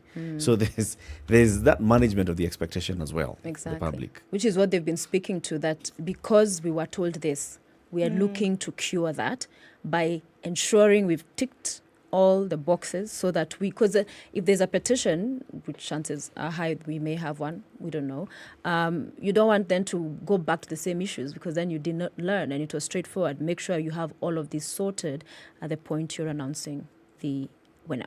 But IEBC, as they are right now, do not have an issue with media then not declaring but announcing what has been seen so far, right? Yes, no problem. Yeah, no problem. That they have said. In fact, it was one of those things thrown at us. Yeah, chukweni kitu. Yeah, go with it. The only thing is, we're all clear that we're not declaring. That's why you will be seeing KTN projects. So we'll be having our projections. Right. And projections we can speak to with backing up with data, that this is the due diligence that has gone into this. This is what we received, the verification process, and this is what we have. So after that, ni Mungu awe nasi sote. You know, the issue with our elections is not even the process as we know. It's a combination in my mind of expectations where the voter seems to think that the expectation should represent the universal reality for all the citizens of Kenya. And this election has been touted as such a high-stakes election, and the pollsters have presented this election as being so close that this bit-by-bit representation of the votes coming in and what the numbers say, in my mind, is a good thing. So it gives people time to actually absorb the information as it comes. Yes. Internalize it, cross-check. Correct. Yes. Because people have expectations, and in their minds, that expectation must represent the reality. And that is not what is going to be the case, irrespective of which side of the divide you are on. There'll be losses, there'll be wins, there'll be gains, there'll be disappointments. Yeah. Because think of all the people who are presenting themselves to be elected. For whichever county, whatever ward, there'll only be one winner. Yep. So irrespective of how many of you presented yourself, there'll only be one. So, in a sense, the idea or the policy and the process we have of announcing the elections at the point at which the votes were tallied is a good thing, because you get your medicine early, you take it in, and then you let it work in your system. Okay? My concern, though, has always been this. The idea that we can actually represent the truth as it is as a media house, if we cannot come together and work as a unit, but we can represent the truth, irrespective of which media house we represent. Yeah. So that at some point it will be clear that the truth is being represented uniformly. Yeah. That in itself will serve a good purpose. I say this because if I look at the West and the clear polarization that media houses have, where you know clearly from the get-go, this media house has this leaning, this other one has this leaning. And the representation of the results also and interpretation also has that leaning which you know beforehand. Sophia, would you say that our media, Kenya, is actually unbiased? That is a very good question. There have been allegations, accusations, but having worked with folks across all of the media houses, you have real professionals there. People who know this is what the job is and this is what's supposed to be done. Now, the undertone, of course, always comes from what those who want to throw mud at the media will call whether it's the ownership and shareholding and where that goes. So those are dynamics that are true and real. However, as to whether the media is biased, Eric, is the media biased, seeing as you're part of our team on KTN News? No, not.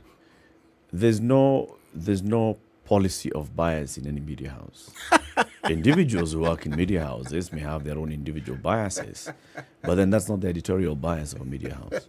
Good way to answer. Well said. Well, Nimejibu, senior. You answered something. I am responding to CT's, build up to the question. Yes. Media houses in America have an editorial bias, which is declared and is well known. All right. So this particular media house leans towards the Democrats or the Republicans or Labour and the Conservatives. In Kenya, we don't have that kind of editorial bias. True, yeah. Now, do we have other bias that seeps through editorial? Not to a great extent. Because without the formal editorial bias, then even individual biases will find ways of getting checked.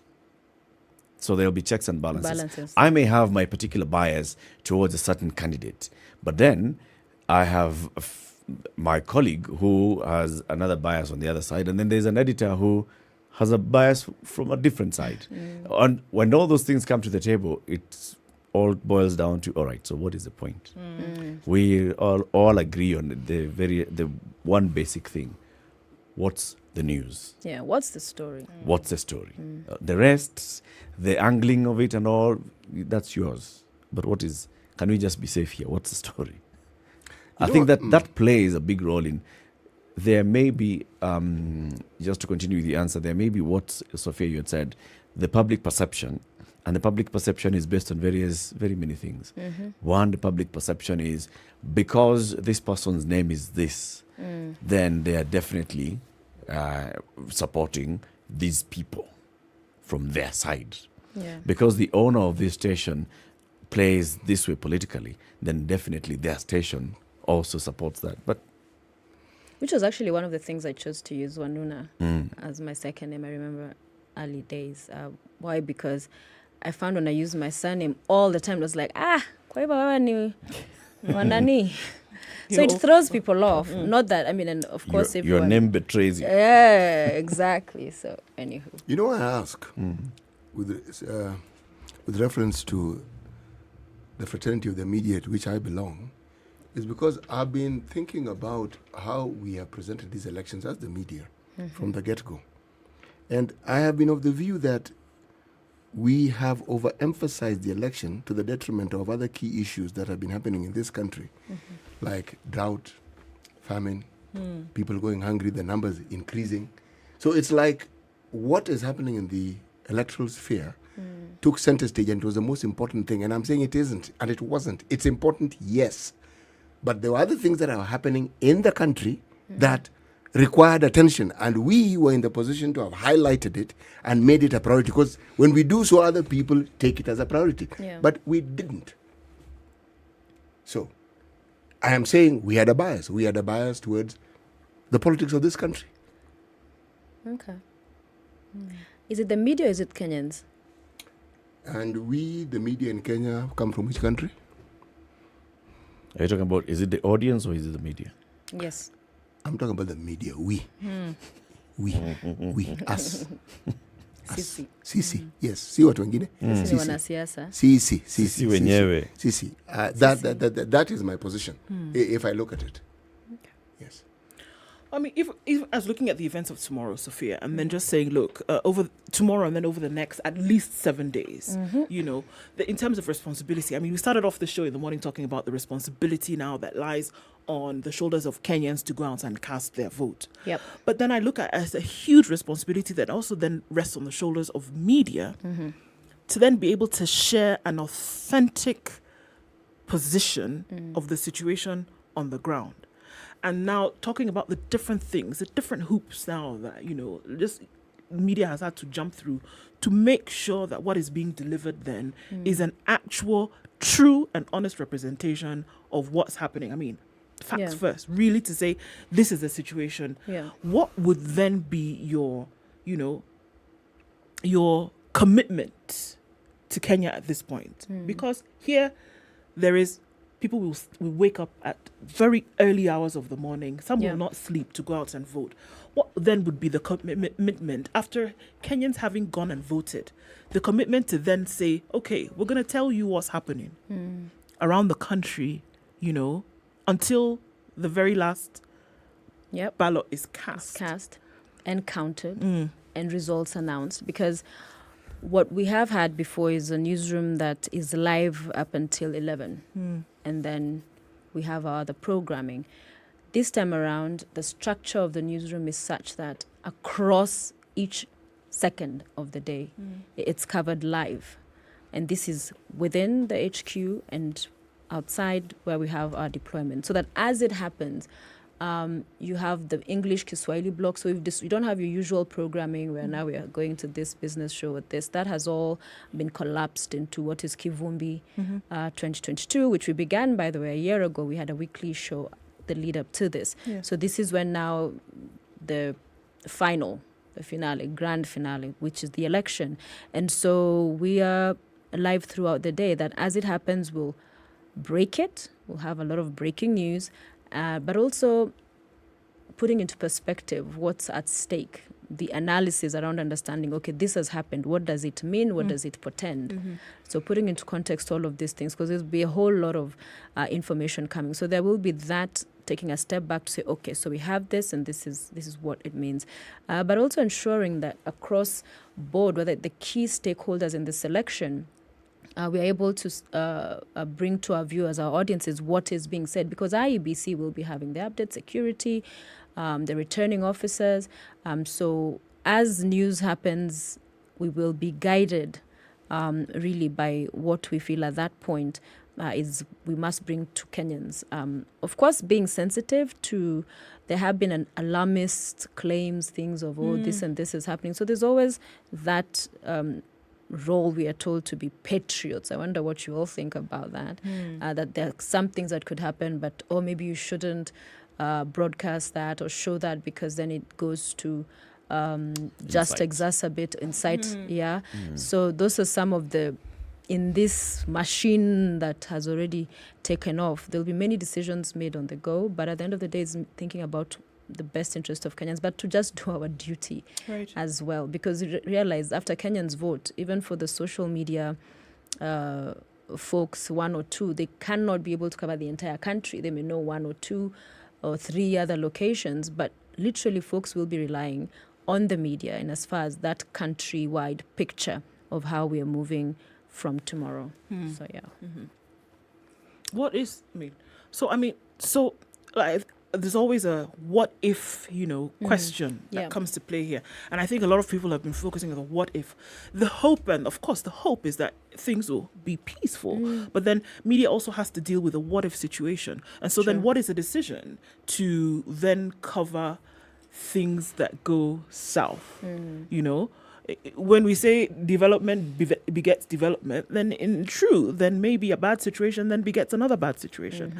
But then are people propelled by what they see? So what would be the decision to cover something that may go south on election day, the days after that, One of the things that, first, there's been training for the journalists.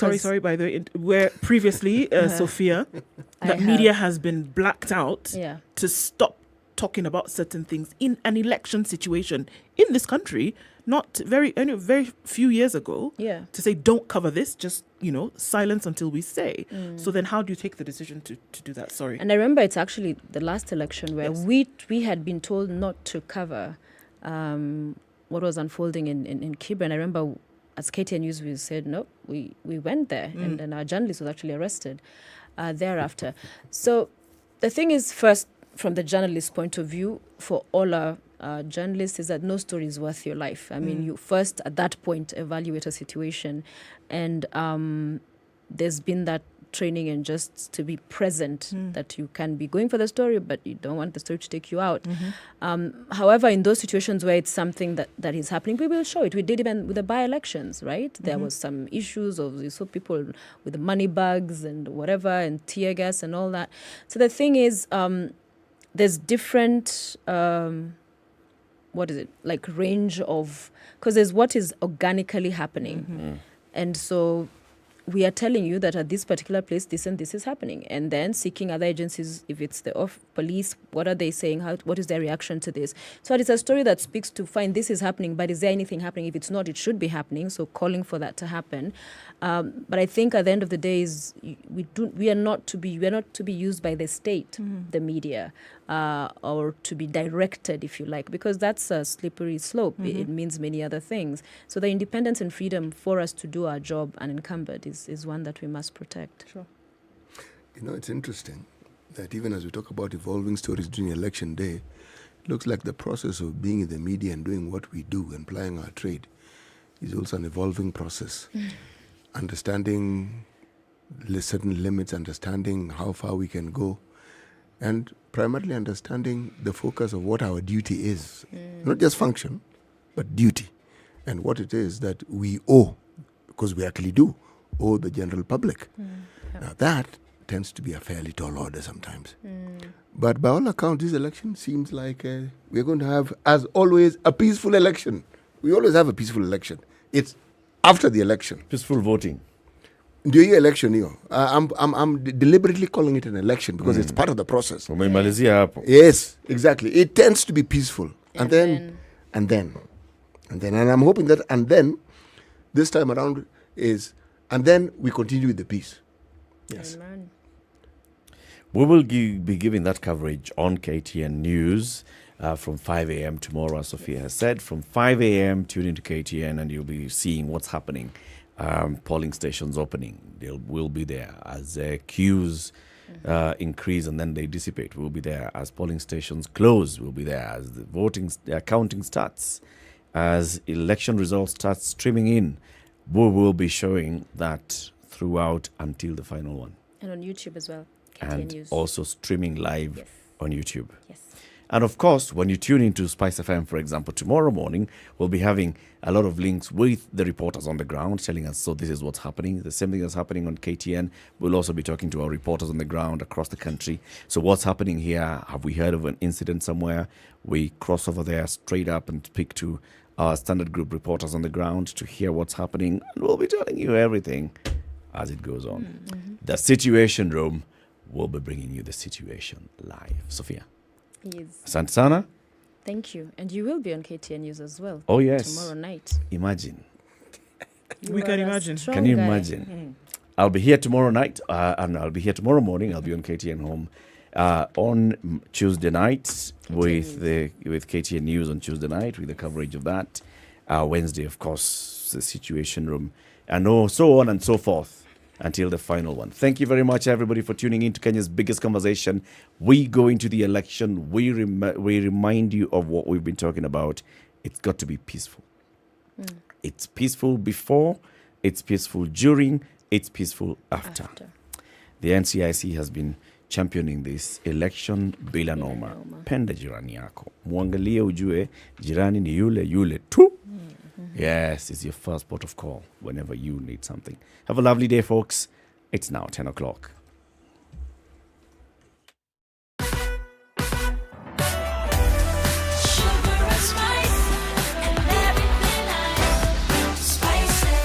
Spice up your life. The latest news from around the world. 94.4 Spice FM.